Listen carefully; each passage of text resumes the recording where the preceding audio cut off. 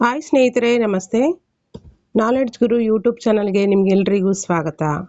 ನಾನು ನಿಮ್ಮ ಸ್ನೇಹಿತೆ ಆಶಾ. ಸ್ನೇಹಿತರೆ, ನಾವೀಗಾಗಲೇ ಇಂದಿನ ವಿಡಿಯೋದಲ್ಲಿ ಭಾರತದ ಇತಿಹಾಸಕ್ಕೆ ಸಂಬಂಧಪಟ್ಟಂತೆ ದ್ವಿತೀಯ PUC ಭಾರತದ ಇತಿಹಾಸಕ್ಕೆ ಸಂಬಂಧಪಟ್ಟಂತೆ 5 ವಿಡಿಯೋಗಳನ್ನು ಮಾಡಿಯಾಗಿದೆ. ಇದು ಪಾರ್ಟ್ 6 6ನೇ ಒಂದು ವಿಡಿಯೋ ಆಗಿರುತ್ತೆ. ಸೊ ಯಾರೆಲ್ಲ GPSTR, HSTR, ಕ್ರೈಸ್, KSET, ನೆಟ್ ಅಥವಾ PU ಕಾಲೇಜ್ ಲೆಕ್ಚರರ್ ಆಗಲಿಕ್ಕೆ ಓದ್ತಾ ಇದ್ದೀರಾ, ಆ ಎಲ್ಲ ಎಕ್ಸಾಮ್ಸಿಗೂ ಕೂಡ ಈ ಒಂದು ಭಾರತದ ಇತಿಹಾಸದ ಒಂದು ಪ್ರಶ್ನೆಕೋಶ ತುಂಬ ಯೂಸ್ಫುಲ್ ಆಗುತ್ತೆ ಅಂತೇಳಿ ನನ್ನ ಒಂದು ಭಾವನೆ. ಸೊ ಆದ್ದರಿಂದ ಈ ಒಂದು ಪ್ರಶ್ನೆಕೋಶವನ್ನು ಡಿಸ್ಕಷನ್ ಮಾಡ್ತಾ ಇದ್ದೀನಿ.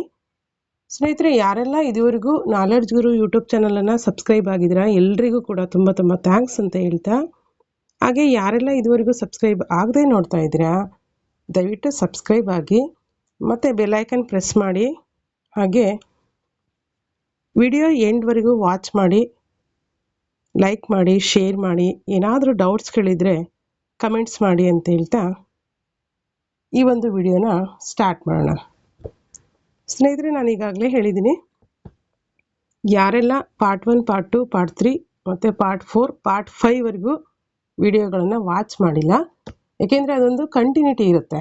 ಸೊ ಹಾಗಾಗಿ ಆ ಎಲ್ಲ ವಿಡಿಯೋಗಳನ್ನು ವಾಚ್ ಮಾಡ್ಕೊಂಡು ಬಂದು ನೆಕ್ಸ್ಟ್ ಈ ಒಂದು ವಿಡಿಯೋನ ನೋಡಿ ಅಂತ ಹೇಳ್ತೀನಿ. ಏಕೆಂದರೆ ಇದು ಒಂದು ಕಂಟಿನ್ಯೂಟಿಯಾಗಿ ತೆಗೆದುಕೊಂಡು ಬಂದಿರೋದ್ರಿಂದ ನಿಮಗೆ ತುಂಬ ಯೂಸ್ಫುಲ್ ಆಗುತ್ತೆ. ಸೊ ಹಾಗಾಗಿ ನೋಡ್ತಾ ಹೋಗಿ. ಹಾಗಾದರೆ ನಾವು ಲಾಸ್ಟ್ ಪಾರ್ಟ್ 5 ವಿಡಿಯೋದಲ್ಲಿ ಅಧ್ಯಾಯ 4ಕ್ಕೆ ಸಂಬಂಧಪಟ್ಟಂತೆ ಅದರಲ್ಲಿ ಸಬ್ ಪಾಯಿಂಟು 4.2ನ ನೋಡಿದ್ವಿ. 4.2 ಏನು, ಗೌತಮ ಬುದ್ಧ ರಚನೆ ಮಾಡಿದಂಥ ಅಥವಾ ಸ್ಥಾಪನೆ ಮಾಡಿದಂಥ ಬೌದ್ಧ ಧರ್ಮ ಹಾಗೂ ಮಹಾವೀರ ಸ್ಥಾಪನೆ ಮಾಡಿದಂಥ ಅಥವಾ ಮಹಾವೀರ ಪ್ರಮುಖ ಪಾತ್ರವನ್ನು ನಿರ್ವಹಿಸಿದಂಥ ಅಥವಾ ಮಹಾವೀರನ ಒಂದು ಪ್ರಮುಖ ಧರ್ಮ ಜೈನ ಧರ್ಮ ಅಲ್ವಾ. ಈ ಒಂದು ಹೊಸ ಧರ್ಮಗಳ ಉದಯ ಅಂತೇಳಿ ನಾವು ಗಮನಿಸಿದ್ವಿ. ಸೊ ಈ ಒಂದು ಅಧ್ಯಾಯ ಲಾಸ್ಟ್ ಒಂದು ವಿಡಿಯೋಗೆ ಹೆಣ್ಣಾಯಿತು. ನೆಕ್ಸ್ಟ್ ಬಂದರೆ 4.4 ಬರುತ್ತೆ. ಯಾವ ಲೆಸನ್ ಅಂದರೆ ಮೌರ್ಯರು. 4.3 ಇದು ಮೌರ್ಯರು. ಇದು ಪಾರ್ಟ್ 6 ವಿಡಿಯೋ ಆಗಿರುತ್ತೆ. Part 6 video. ಹಾಗಾದರೆ ಬನ್ನಿ, ಜಾಸ್ತಿ ಲೇಟ್ ಮಾಡೋದು ಬೇಡ. ಒಂದು ವಾಕ್ಯ, 2 ವಾಕ್ಯ ಮತ್ತು ಲಾಂಗ್ ಕ್ವಶನ್ಸ್ ಇರುತ್ತೆ, ಅವುಗಳನ್ನು ಡೀಟೇಲ್ಡಾಗಿ ಎಕ್ಸಾಮ್ಗೆ ಎಷ್ಟು ಬೇಕೋ ಅಷ್ಟನ್ನು ನೋಡ್ಕೊಳ್ತಾ ಹೋಗೋಣ. ಸ್ನೇಹಿತರೆ, ಮೌರ್ಯರ ಒಂದು ಕಾಲಘಟ್ಟವನ್ನು ನಾವು ನೋಡೋದಾದರೆ ಕ್ರಿಸ್ತಪೂರ್ವ 320ರಿಂದ ಕ್ರಿಸ್ತಶಕ 180ರವರೆಗೆ. ಕ್ರಿಸ್ತಪೂರ್ವ 320ರಿಂದ ಕ್ರಿಸ್ತಶಕ 180ರವರೆಗೆ ಇವರ ಒಂದು ಕಾಲಮಾನ. ಇದರಲ್ಲಿ ನಾವು ಒಂದು ವಾಕ್ಯದ ಪ್ರಶ್ನೆಗಳನ್ನು ಗಮನಿಸ್ತಾ ಹೋಗೋಣ. ಮುಖ್ಯವಾಗಿ ಏನೇನಿದೆ ಒಂದು ವಾಕ್ಯದ ಪ್ರಶ್ನೆಗಳು ಅಂತಂದರೆ ನೋಡಿ, ಮೌರ್ಯ ಸಾಮ್ರಾಜ್ಯವನ್ನು ಸ್ಥಾಪಿಸಿದವರು ಯಾರು? ಮೌರ್ಯ ಸಾಮ್ರಾಜ್ಯದ ಸ್ಥಾಪಕ ಚಂದ್ರಗುಪ್ತ ಮೌರ್ಯ. ಹಾಗೆ ಸೆಕೆಂಡ್ ಒಂದು ಕ್ವಶನು, ಮೌರ್ಯರ ರಾಜಧಾನಿ ಯಾವುದು? ಮೌರ್ಯ ರಾಜಧಾನಿ ಪಾಟಲಿಪುತ್ರ. ಥರ್ಡ್ ಒನ್ನು, ಮೌರ್ಯರ ರಾಜಲಾಂಛನ ಯಾವುದು? ಮೌರ್ಯರ ರಾಜಲಾಂಛನ ಧರ್ಮಚಕ್ರ. ಫೋರ್ತ್ ಒನ್ನು, ಮುದ್ರ ರಾಕ್ಷಸ ಎಂಬ ಗ್ರಂಥವನ್ನು ರಚನೆ ಮಾಡಿದವರು ಯಾರು? ವಿಶಾಖದತ್ತ ಮುದ್ರ ರಾಕ್ಷಸ ಎಂಬಂಥ ಒಂದು ಗ್ರಂಥವನ್ನು ರಚಿಸಿದನು. ಅರ್ಥಶಾಸ್ತ್ರವನ್ನು ಯಾರು ಬರೆದರು? ಕೌಟಿಲ್ಯ ಅರ್ಥಶಾಸ್ತ್ರವನ್ನು ಬರೆದನು. ಇಂಡಿಕಾ ಎಂಬ ಗ್ರಂಥವನ್ನು ಬರೆದವರು ಯಾರು? ಇಂಡಿಕಾ ಎಂಬ ಗ್ರಂಥವನ್ನು ಬರೆದವರು Megasthenes. Seventh one question, Chandragupta ಮೌರ್ಯನಿಗೆ ಮೌರ್ಯ ಸಾಮ್ರಾಜ್ಯ ಸ್ಥಾಪಿಸಲು ಸಹಾಯ ಮಾಡಿದವರು ಯಾರು? ಚಂದ್ರಗುಪ್ತ ಮೌರ್ಯನಿಗೆ ಮೌರ್ಯ ಸಾಮ್ರಾಜ್ಯ ಸ್ಥಾಪನೆ ಮಾಡೋದಕ್ಕೆ ಸಹಾಯ ಮಾಡಿದವರು ಕೌಟಿಲ್ಯ. ನೆಕ್ಸ್ಟ್ ಒನ್ನು, ಕೌಟಿಲ್ಯ ಚಂದ್ರಗುಪ್ತ ಮೌರ್ಯನಿಗೆ ಮೌರ್ಯ ಸಾಮ್ರಾಜ್ಯವನ್ನು ಸ್ಥಾಪನೆ ಮಾಡಲಿಕ್ಕೆ ಸಹಾಯವನ್ನು ಮಾಡಿದನು. ನೆಕ್ಸ್ಟ್ 8th ಒಂದು ಕ್ವಶನು, ಚಂದ್ರಗುಪ್ತ ಮೌರ್ಯನಿಂದ ಸೋಲಿಸಲ್ಪಟ್ಟ ನಂದರ ದೊರೆ ಯಾರು? ಚಂದ್ರಗುಪ್ತ ಮೌರ್ಯನಿಂದ ಸೋಲಿಸಲ್ಪಟ್ಟ ನಂದರ ದೊರೆ ಧನನಂದ. ಯಾರು? ಧನನಂದ. ನೆಕ್ಸ್ಟ್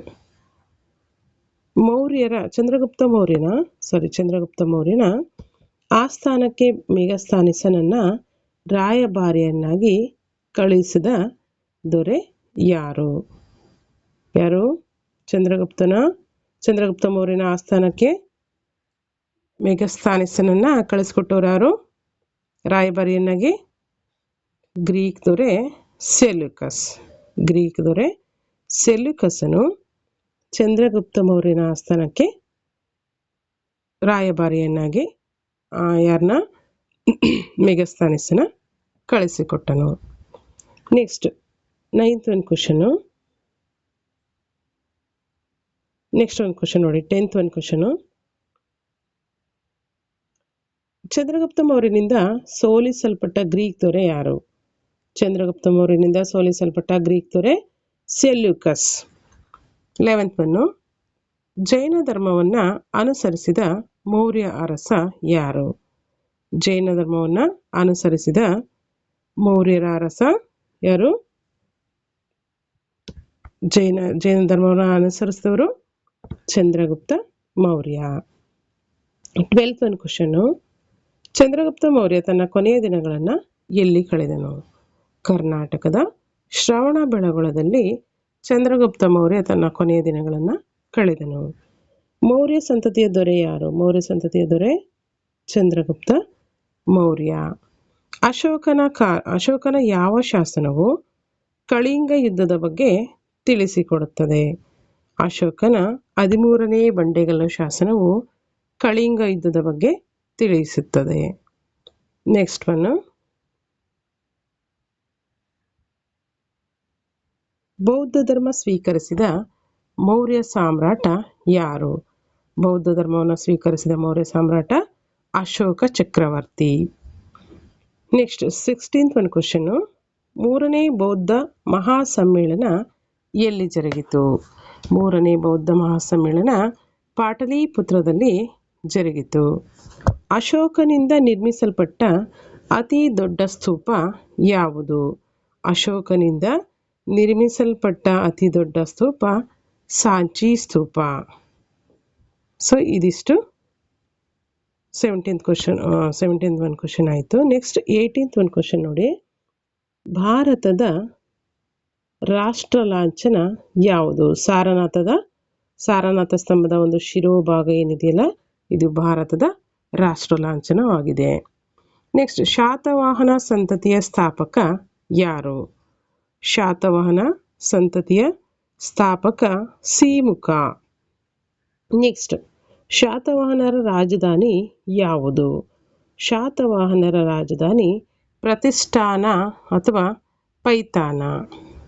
ನೆಕ್ಸ್ಟ್, ಗಾಥಾ ಸಪ್ತಸತಿಯನ್ನು ಯಾರು ಬರೆದರು? ಗಾಥಾ ಸಪ್ತಸತಿ ಎಂಬಂಥ ಒಂದು ಕೃತಿಯನ್ನು ಬರೆದಂಥವ್ರು ಯಾರು? ಹಾಲ ಮಹಾರಾಜ. ಹಾಲ ಮಹಾರಾಜ ವೆರಿ ವೆರಿ ಇಂಪಾರ್ಟೆಂಟ್. ಇದು ಸುಮಾರು ಸಲ ಎಕ್ಸಾಮಲ್ಲಿ ರಿಪೀಟೆಡ್ ಕ್ವಶನ್, ಇದು ನೆನ್ಪಿಟ್ಕೊಡ್ರಿ.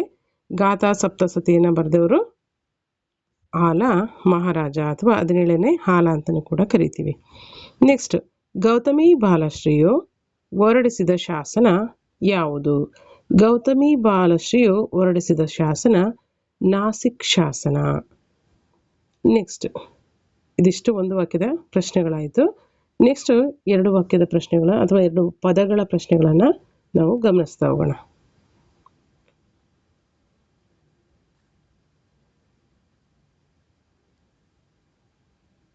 ಮೌರ್ಯ ಸಂತತಿ ನಂಬರ್ 1 ಕ್ವಶನ್, 1ನೇ ಪ್ರಶ್ನೆ, ಮೌರ್ಯ ಸಂತತಿಯ ಇತಿಹಾಸ ತಿಳಿಯಲು ಸಹಾಯಕವಾಗಿರುವ ಯಾವುದಾದರೂ 2 ಆಧಾರಗಳನ್ನು ತಿಳಿಸಿ ಅಲ್ವಾ. ಮೌರ್ಯ ಸಂತತಿಯ ಇತಿಹಾಸವನ್ನು ನಮಗೆ ತಿಳ್ಕೊಬೇಕಂದ್ರೆ ಮುಖ್ಯವಾಗಿ ಅನೇಕ ಆಧಾರಗಳು ಸಿಗುತ್ತೆ. ಅದರಲ್ಲಿ ಕೌಟಿಲ್ಯ ಬರೆದಂತಹ ಅರ್ಥಶಾಸ್ತ್ರ,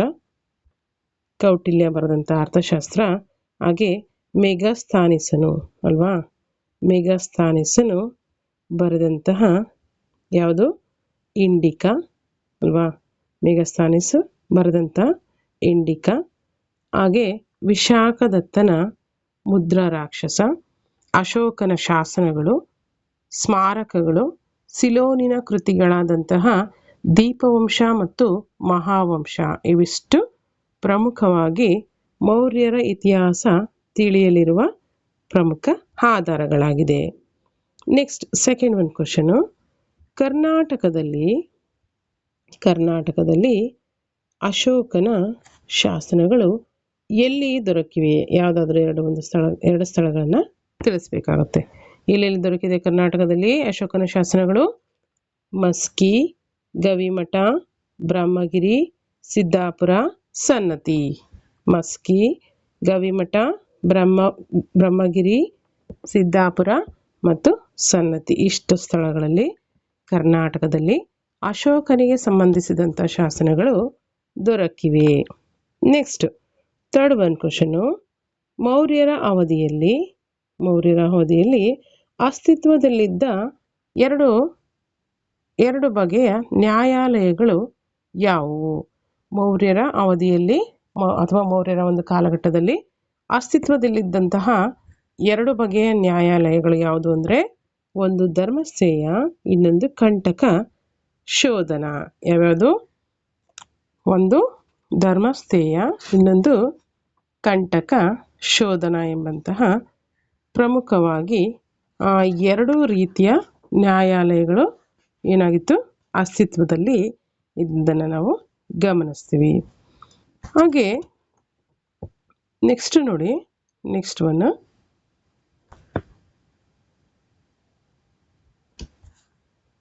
ಒನ್ ಮಸ್ಕಿ ಶಾಸನದ ಪ್ರಾಮುಖ್ಯತೆ ಏನು?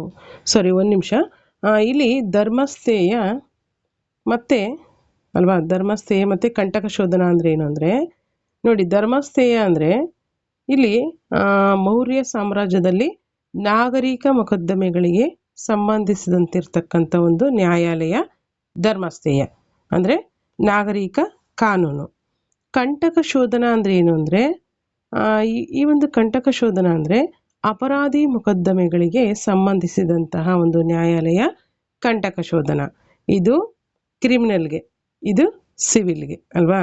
ಇದು ಈ ಒಂದು ಅಪರಾಧಿ ಮೊಕದ್ದಮೆಗಳಿಗೆ ಸಂಬಂಧಿಸಿದಂತಹ ಒಂದು ನ್ಯಾಯಾಲಯ ಕಂಟಕ ಶೋಧನ ಆದರೆ, ಧರ್ಮಸ್ಥೇಯ ಅಂದರೆ ಅಂದರೆ ಮೌರ್ಯ ಸಾಮ್ರಾಜ್ಯದಲ್ಲಿ ನಾಗರಿಕ ಮೊಕದ್ದಮೆಗಳನ್ನು ನಿವಾರಣೆ ಮಾಡೋದಕ್ಕೆ ಸಂಬಂಧಿಸಿದಂತಹ ಒಂದು ನ್ಯಾಯಾಲಯ ಧರ್ಮಸ್ಥೇಯ. ನೆಕ್ಸ್ಟ್ ನೋಡಿ, ಮಸ್ಕಿ ಶಾಸನದ ಪ್ರಾಮುಖ್ಯತೆ ಏನು? ಏನು ಇಂಪಾರ್ಟೆನ್ಸ್ ಇದೆ ಮಸ್ಕಿ ಶಾಸನವನ್ನು ಕುರಿತಾಗಿ ನಾವು ನೋಡೋದಾದರೆ ಏನು ಇಂಪಾರ್ಟೆಂಟ್ ಇದೆ ಅಂದರೆ, ಅಶೋಕನ ಬಿರುದಾದಂತಹ ಯಾವುದು? ದೇವನಾಂಪ್ರಿಯ ಪ್ರಿಯದರ್ಶಿ ಅಶೋಕ. ದೇವನಾಂಪ್ರಿಯ ಪ್ರಿಯದರ್ಶಿ ಅಶೋಕ ಪ್ರಥಮ ಬಾರಿಗೆ ಈ ಒಂದು ಲೈನ್ ಇಲ್ಲಿದೆ ಮಸ್ಕಿ ಶಾಸನದಲ್ಲಿ ದೊರೆತಿದೆ. ಸೊ ಅದರಿಂದ ಮಸ್ಕಿ ಶಾಸನ ತುಂಬ ಪ್ರಾಮುಖ್ಯತೆಯನ್ನು ಗಳಿಸಿದೆ. ನೆಕ್ಸ್ಟ್, ಮೆಗಸ್ತಾನಿಸ್ ಯಾರು ಮತ್ತು ಅವನ ಕೃತಿ ತಿಳಿಸಿ. ಅಂದರೆ ಮೆಗಸ್ತಾನಿಸ್ ಯಾರಂದರೆ ಗ್ರೀಕ್ನ ರಾಯಭಾರಿ. ಮೆಗಸ್ತಾನಿಸ್ ಯಾರು?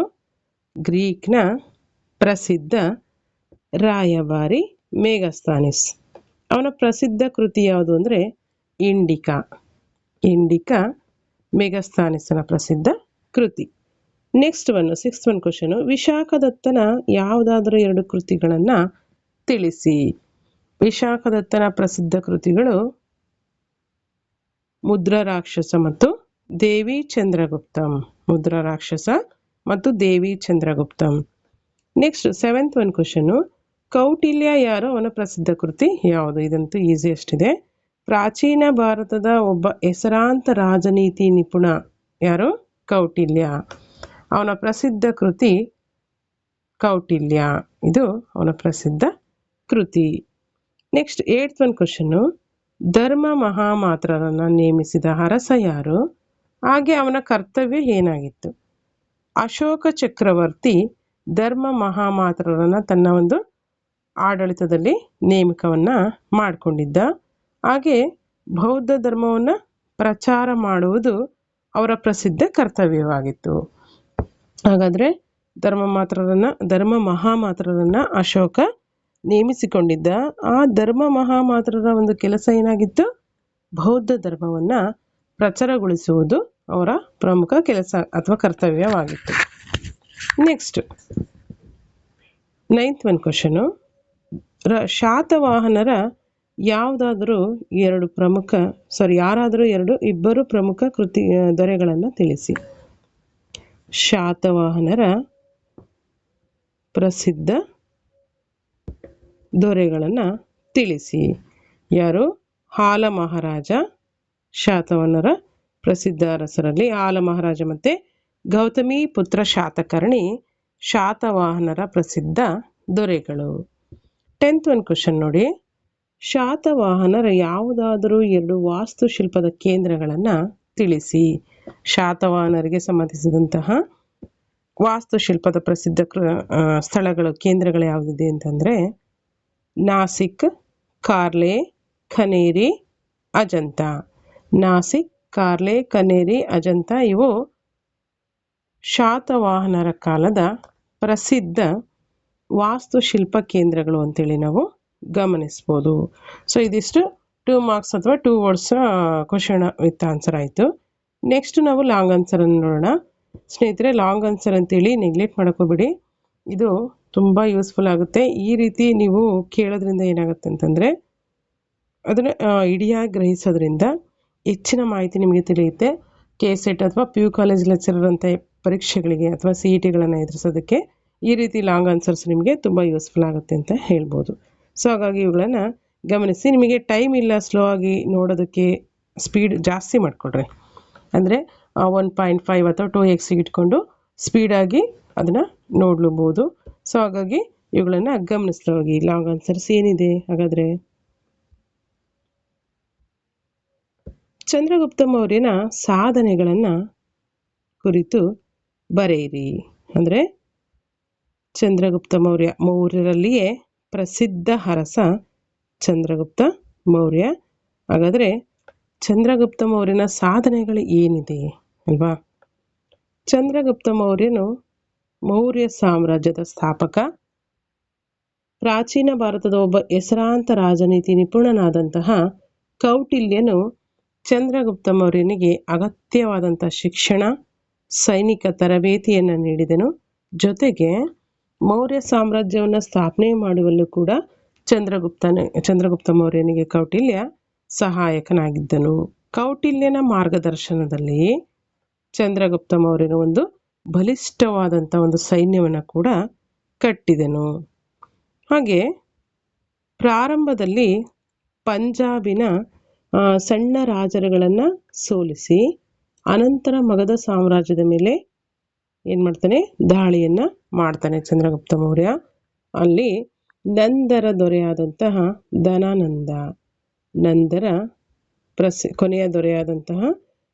ಕೊನೆಯ ದೊರೆಯಾದ ಧನನಂದನನ್ನು ಕೊಂದು ಅವನ ಕ್ರೂರವಾದಂತಹ ಆಡಳಿತವನ್ನು ಅಂತ್ಯಗೊಳಿಸಿ ಮೌರ್ಯ ಸಾಮ್ರಾಜ್ಯಕ್ಕೆ ಭದ್ರವಾದಂತಹ ಅಡಿಪಾಯವನ್ನು ಹಾಕಿದಂಥ ಕೀರ್ತಿ ಚಂದ್ರಗುಪ್ತ ಮೌರ್ಯನಿಗೆ ಸಲ್ಲುತ್ತದೆ. ನೆಕ್ಸ್ಟ್ ನೋಡಿ, ಅಲೆಕ್ಸಾಂಡರ್ನ ಮರಣಾನಂತರ ಏನಾಯ್ತು ಇಲ್ಲಿ? ಮಧ್ಯ ಏಷ್ಯಾದಲ್ಲಿನ ಗ್ರೀಕ್ ಸಾಮ್ರಾಜ್ಯಕ್ಕೆ ಸೆಲ್ಯೂಕಸ್ ಅಧಿಪತಿ ಆಗ್ತಾನೆ. ಅಲೆಕ್ಸಾಂಡರ್ ಮರಣ ಹೊಂದಿದ ನಂತರದಲ್ಲಿ ಗ್ರೀಕ್ ಸಾಮ್ರಾಜ್ಯದ ಪ್ರಸಿದ್ಧ ದೊರೆ ಅಲೆಕ್ಸಾಂಡರ್ ಮರಣ ಹೊಂದಿದ ನಂತರದಲ್ಲಿ ಯಾರು ಬರ್ತಾರೆ ಅಧಿಕಾರಕ್ಕೆ? ಅಲ್ಲಿ ಸೆಲ್ಯೂಕಸ್ ಅಧಿಪತಿ ಆಗ್ತಾನೆ. ಆನಂತರ ಏನಾಗುತ್ತೆ ಇಲ್ಲಿ? ಕ್ರಿಸ್ತಪೂರ್ವ 305ರಲ್ಲಿ ನಡೆದಂಥ ಯುದ್ಧದಲ್ಲಿ ಚಂದ್ರಗುಪ್ತ ಮೌರ್ಯನು ಗ್ರೀಕ್ನ ದೊರೆಯಾದಂತಹ ಸೆಲ್ಯೂಕಸ್ನನ್ನು ಸೋಲಿಸ್ತಾನೆ. ಆದ್ದರಿಂದ ಸೆಲ್ಯೂಕಸ್ ಚಂದ್ರಗುಪ್ತ ಮೌರ್ಯನೊಂದಿಗೆ ಒಂದು ಒಪ್ಪಂದವನ್ನು ಮಾಡ್ಕೊಳ್ತಾನೆ. ಹಾಗಾದರೆ ಚಂದ್ರಗುಪ್ತ ಮೌರ್ಯ ಮತ್ತು ಸೆಲ್ಯೂಕಸ್ ನಡುವೆ ಒಪ್ಪಂದದ ಏನೇನು ಕರಾರುಗಳು ಆಗುತ್ತೆ ಅನ್ನೋದನ್ನು ನಾವು ಮುಂದಿನಂತೆ ನೋಡ್ತಾ ಹೋಗೋಣ. ಮೊದಲನೇದಾಗಿ ಕಾಬೂಲ್, ಕಂದಹಾರ್, ಅಫ್ಘಾನಿಸ್ತಾನ, ಬಲೂಚಿಸ್ತಾನಗಳನ್ನು ಒಳಗೊಂಡಂಥ ವಿಸ್ತಾರವಾದ ಪ್ರದೇಶಗಳನ್ನು ಸೆಲ್ಯೂಕಸ್ ಏನು ಮಾಡ್ತಾನೆ? ಚಂದ್ರಗುಪ್ತ ಮೌರ್ಯನಿಗೆ ನೀಡ್ತಾನೆ. 1 ಪಾಯಿಂಟ್ ಇದು. ಸೆಲ್ಯೂಕಸ್ ಮತ್ತು ಚಂದ್ರಗುಪ್ತನ ನಡುವೆ ಆದಂತಹ ಒಪ್ಪಂದದ ಕರಾರುಗಳೇನು ಅಂತೇಳಿ ನಾವು ನೋಡ್ತಾ ಇದ್ದೀವಿ. ಇದು ಮೊದಲನೇ ಪಾಯಿಂಟ್. ಏನು? ಕಾಬೂಲ್, ಕಂದಹಾರ್, ಅಫ್ಘಾನಿಸ್ತಾನ ಮತ್ತು ಬಲೂಚಿಸ್ತಾನಗಳನ್ನು ಒಳಗೊಂಡಂತಹ ವಿಸ್ತಾರವಾದಂಥ ಪ್ರದೇಶಗಳನ್ನು ಸೆಲ್ಯೂಕಸ್ ಚಂದ್ರಗುಪ್ತ ಮೌರ್ಯನಿಗೆ ನೀಡ್ತಾನೆ. ನೆಕ್ಸ್ಟ್ ನೋಡೋಣ. ಚಂದ್ರಗುಪ್ತ ಮೌರ್ಯನಿಗೆ ಆತ ಸೆಲ್ಯೂಕಸ್ ಏನು ಮಾಡ್ತಾನೆ, ತನ್ನ ಮಗಳನ್ನು ವಿವಾಹ ಮಾಡಿ ಕೊಡ್ತಾನೆ. ಇದು ಸೆಕೆಂಡ್ ಪಾಯಿಂಟ್. ಥರ್ಡ್ ಪಾಯಿಂಟ್ ನೋಡಿ, ಚಂದ್ರಗುಪ್ತ ಮೌರ್ಯನು ಯುದ್ಧ ತರಬೇತಿ ಹೊಂದಿದಂತಹ 500 ಆನೆಗಳನ್ನು ಯಾರಿಗೆ ಬಳುವಳಿಯಾಗಿ ಸೆಲ್ಯೂಕಸ್ನಿಗೆ ನೀಡ್ತಾನೆ. ಚಂದ್ರಗುಪ್ತ ಮೌರ್ಯನು ಯುದ್ಧದಲ್ಲಿ ತರಬೇತಿ ಹೊಂದಿದಂತಹ 500 ಆನೆಗಳನ್ನು ಏನು ಮಾಡ್ತಾನೆ, ಬಳುವಳಿಯಾಗಿ ಯುದ್ಧದಲ್ಲಿ ತರಬೇತಿ ಹೊಂದಿದ 500 ಆನೆಗಳನ್ನು ಸೆಲ್ಯೂಕಸ್ನಿಗೆ ನೀಡ್ತಾನೆ. ನೆಕ್ಸ್ಟ್, ಸೆಲ್ಯೂಕಸನು ಮೆಗಾಸ್ಥಾನಿಸನನ್ನು ತನ್ನ ಒಂದು ರಾಯಭಾರಿಯಾಗಿ ಪಾಟಲಿಪುತ್ರಕ್ಕೆ ಕಳುಹಿಸಿದನು. ಸೆಲ್ಯೂಕಸನು ಮೆಗಾಸ್ಥಾನಿಸನನ್ನು ತನ್ನ ರಾಯಭಾರಿಯಾಗಿ ಇಲ್ಲಿಗೆ ಪಾಟಲಿಪುತ್ರಕ್ಕೆ ಕಳುಹಿಸಿದನು. ಇದಿಷ್ಟು ಚಂದ್ರಗುಪ್ತ ಮೌರ್ಯ ಮತ್ತು ಸೆಲ್ಯೂಕಸ್ ಮಧ್ಯದಲ್ಲಿ ನಡೆದಂಥ ಒಂದು ಒಪ್ಪಂದದ ಕರಾರಿನ ಅಂಶಗಳು. ನೆಕ್ಸ್ಟು ಚಂದ್ರಗುಪ್ತನ ಬಗ್ಗೆ ನಾವು ಇನ್ನೊಂದು ವಿಚಾರವನ್ನು ತಿಳ್ಕೊಳ್ಳೋದಾದರೆ, ಜೈನ ಧರ್ಮದ ಪ್ರಕಾರ ನೋಡಿ, ಜೈನ ಧರ್ಮದ ಪ್ರಕಾರ ಚಂದ್ರಗುಪ್ತ ಮೌರ್ಯನು ತನ್ನ ಆಳ್ವಿಕೆಯ ಕೊನೆಯ ದಿನಗಳಲ್ಲಿ ಸಿಂಹಾಸನವನ್ನು ತ್ಯಜಿಸಿ ಜೈನ ವಿದ್ವಾಂಸ ಭದ್ರಬಾಹುವಿನ ಪ್ರಭಾವದಿಂದ ಜೈನ ಧರ್ಮವನ್ನು ಸ್ವೀಕರಿಸಿದನು. ಇಲ್ಲಿ ಚಂದ್ರಗುಪ್ತ ಮೌರ್ಯನು ತನ್ನ ಕೊನೆಯ ದಿನಗಳಲ್ಲಿ ಸಿಂಹಾಸನವನ್ನು ತ್ಯಜಿಸಿ ಜೈನ ವಿದ್ವಾಂಸರಾದಂತಹ ಭದ್ರಬಾಹುವಿನ ಪ್ರಭಾವದಿಂದಾಗಿ ಜೈನ ಧರ್ಮವನ್ನು ಸ್ವೀಕರಿಸಿದರು ಅಂತೇಳಿ ಜೈನ ಧರ್ಮದ ಪ್ರಕಾರ ನಮಗೆ ತಿಳಿದು ಬರ್ತದೆ. ಹಾಗೆ ಇನ್ನೊಂದು ಪಾಯಿಂಟ್ ನೋಡಿ, ತನ್ನ ಕೊನೆಯ ದಿನಗಳನ್ನು ಚಂದ್ರಗುಪ್ತ ಮೌರ್ಯನು ಎಲ್ಲಿ ಕಳೀತಾನೆ, ಕರ್ನಾಟಕದ ಶ್ರವಣಬೆಳಗೊಳದಲ್ಲಿ ಕಳೆದನು. ಕ್ರಿಸ್ತಪೂರ್ವ 300ರಲ್ಲಿ ಸಲ್ಲೇಖನ ವ್ರತವನ್ನು ಅನುಸರಿಸಿ, ಸಲ್ಲೇಖನ ಎಂಬಂಥ ಒಂದು ಕಠಿಣವಾದಂಥ ವ್ರತವನ್ನು ಅನುಸರಿಸಿ ಚಂದ್ರಗುಪ್ತ ಮೌರ್ಯನು ಪ್ರಾಣ ತ್ಯಾಗವನ್ನು ಮಾಡ್ತಾನೆ. ಸೊ ಇದಿಷ್ಟು ಚಂದ್ರಗುಪ್ತ ಮೌರ್ಯನ ಒಂದು ಸಾಧನೆಗಳಾಯಿತು.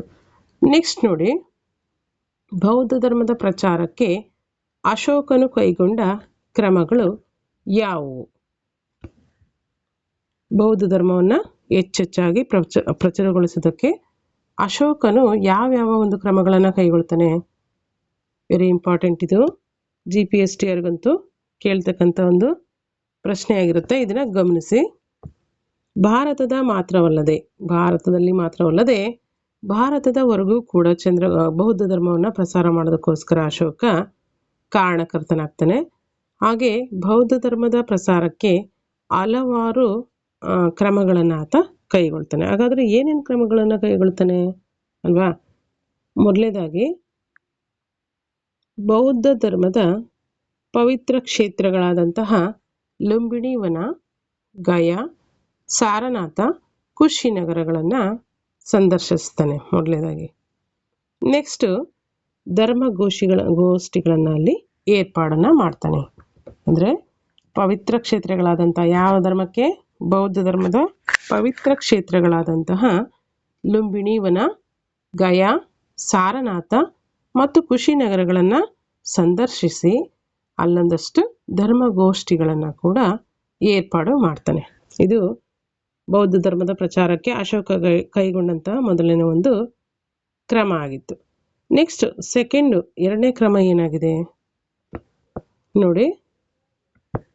ಎರಡನೇ ಕ್ರಮ ನೋಡಿ, ಸಾಮ್ರಾಜ್ಯದಾದ್ಯಂತ ಅನೇಕ ವಿಹಾರಗಳನ್ನು ಕೂಡ ಈತ ನಿರ್ಮಾಣ ಮಾಡ್ತಾನೆ. ಹಾಗೆ ದತ್ತಿಗಾಗಿ ಹೆಚ್ಚಿನ ಪ್ರಮಾಣದ ಹಣವನ್ನು ಕೂಡ ವ್ಯಯಿಸ್ತಾನೆ. ಅಂದರೆ ಸಾಮ್ರಾಜ್ಯದಾದ್ಯಂತ ವಿಹಾರಗಳನ್ನು ನಿರ್ಮಾಣ ಮಾಡೋದನ್ನು ನಾವು ಗಮನಿಸ್ತೀವಿ. ಅದರ ಜೊತೆಯಲ್ಲಿ ದತ್ತಿಗಾಗಿ ಹೆಚ್ಚಿನ ಪ್ರಮಾಣದ ಹಣವನ್ನು ಕೂಡ ಈತ ವ್ಯಯಿಸ್ತಾನೆ. ನೆಕ್ಸ್ಟ್ ಮೂರನೇದಾಗಿ ಬುದ್ಧನ ತತ್ವಗಳನ್ನು ಬಂಡೆಗಳು, ಸ್ತಂಭಗಳು ಹಾಗೆ ಗುಹೆಗಳ ಗೋಡೆಗಳ ಮೇಲೂ ಕೆತ್ತಿಸ್ತಾನೆ. ಅಂದರೆ ಬುದ್ಧನು ಬೋಧಿಸಿದಂತಹ ಪ್ರಮುಖ ತತ್ವಗಳನ್ನು ಏನು ಮಾಡ್ತಾನೆ ಈತ ಬಂಡೆಗಳ ಮೇಲೆ, ಸ್ತಂಭಗಳ ಮೇಲೆ, ಹಾಗೆ ಗುಹೆಗಳ ಮೇಲೂ ಕೂಡ ಏನು ಮಾಡ್ತಾನೆ ಕೆತ್ತಿಸಿದನು ಅಂತೇಳಿ ನಾವು ಗಮನಿಸ್ತೀವಿ ಅಲ್ವಾ. ಹಾಗೆ ಮುಂದುವರೆದಂತೆ ಬೌದ್ಧ ಧರ್ಮದ ಪ್ರಚಾರಕ್ಕಾಗಿ ಧರ್ಮ ಮಹಾಮಾತ್ರರು, ಯುಕ್ತರು, ರುಜ್ಜುಕರು ಎಂಬ ಅಧಿಕಾರಿಗಳನ್ನು ಕೂಡ ಈತ ನೇಮಕ ಮಾಡ್ತಾನೆ. ಅಷ್ಟೇ ಅಲ್ಲದೆ ಮಹಿಳೆಯರ ರಕ್ಷಣೆ ಮತ್ತು ಧರ್ಮ ಜಾಗೃತಿಗಾಗಿ ಸ್ತ್ರೀ ಅಧ್ಯಕ್ಷ ಮಹಾಮಾತ್ರರನ್ನು ಕೂಡ ಈತ ನಿರ್ಮಾಣ ಮಾಡ್ತಾನೆ ಅಥವಾ ನೇಮಕ ಮಾಡ್ತಾನೆ. ಅಂದರೆ ಬೌದ್ಧ ಧರ್ಮವನ್ನು ಪ್ರಚಾರ ಮಾಡೋದಕ್ಕೆ ಧರ್ಮ ಮಹಾಮಾತ್ರರು, ಯುಕ್ತರು ಮತ್ತು ರಜ್ಜುಕರನ್ನು ನೇಮಿಸ್ತಾನೆ. ಅದರ ಜೊತೆಯಲ್ಲಿ ಏನು ಮಾಡ್ತಾನೆ ಈತ ಇಲ್ಲಿ ಸ್ತ್ರೀಯರ ಒಂದು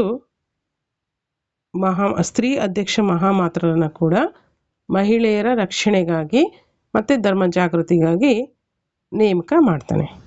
ನೆಕ್ಸ್ಟ್ 5th ಪಾಯಿಂಟು, ಕ್ರಿಸ್ತಪೂರ್ವ 250ರಲ್ಲಿ ಪಾಟಲಿಪುತ್ರದಲ್ಲಿ 3ನೇ ಬೌದ್ಧ ಸಮ್ಮೇಳನವನ್ನು ನಡೆಸಲಾಯಿತು. ಎಷ್ಟರಲ್ಲಿ? ಕ್ರಿಸ್ತಪೂರ್ವ 250ರಲ್ಲಿ ಪಾಟಲಿಪುತ್ರದಲ್ಲಿ 3ನೇ ಬೌದ್ಧ ಸಮ್ಮೇಳನವನ್ನು ನಡೆಸಲಾಯಿತು. ನೆಕ್ಸ್ಟ್ ಒಂದು ನೋಡಿ, ಇದೆಲ್ಲ ಬೌದ್ಧ ಧರ್ಮದ ಪ್ರಚಾರ ಮಾಡಲಿಕ್ಕೆ ಅಶೋಕ ಕೈಗೊಂಡಂತಹ ಕ್ರಮಗಳಾಗಿದೆ. ನೆಕ್ಸ್ಟ್ 6th ಕ್ವಶನ್ ನೋಡಿ, ಪಾಯಿಂಟ್ಸು. ಬೌದ್ಧ ಧರ್ಮ ಪ್ರಚಾರಕ್ಕೆ ಅಫ್ಘಾನಿಸ್ತಾನ, ಬರ್ಮಾ, ಶ್ರೀಲಂಕಾ ಮತ್ತು ಯುರೋಪ್ಗೆ ನಿಯೋಗಗಳನ್ನು ಕಳಿಸಿದನು. ಅಂದರೆ ಬೌದ್ಧ ಧರ್ಮವನ್ನು ಹೆಚ್ಚೆಚ್ಚು ಬೇರೆ ಬೇರೆ ದೇಶಗಳಲ್ಲಿ ಪ್ರಚಾರ ಮಾಡುವ ಸಲುವಾಗಿ ಏನು ಮಾಡ್ತಾನೆ, ಅಫ್ಘಾನಿಸ್ತಾನ, ಬರ್ಮಾ, ಶ್ರೀಲಂಕಾ ಮತ್ತು ಯುರೋಪ್ಗೆ ನಿಯೋಗಗಳನ್ನು ಕೂಡ ಈತ ಕಳುಹಿಸಿದನು. ನೆಕ್ಸ್ಟು 7th ಪಾಯಿಂಟ್ ನೋಡಿ, ಅನೇಕ ಕಲ್ಯಾಣಕಾರಕ ಚಟುವಟಿಕೆಗಳನ್ನು ಕೂಡ ಕೈಗೊಳ್ತಾನೆ.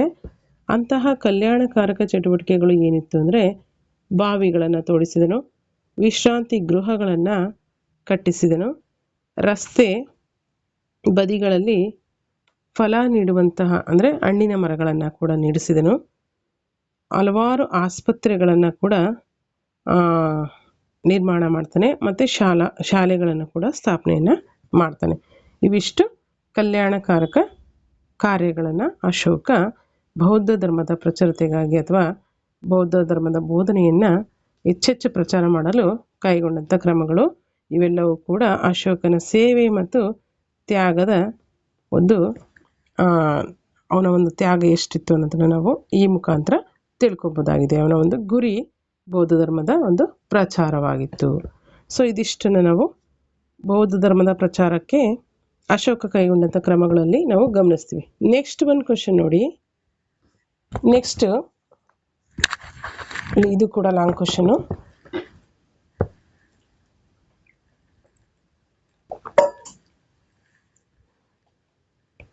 ಮೌರ್ಯರ ಆಡಳಿತ ಅಲ್ವಾ, ಮೌರ್ಯರ ಆಡಳಿತವನ್ನು ವಿವರಿಸಿ. ಮೊದಲನೇದಾಗಿ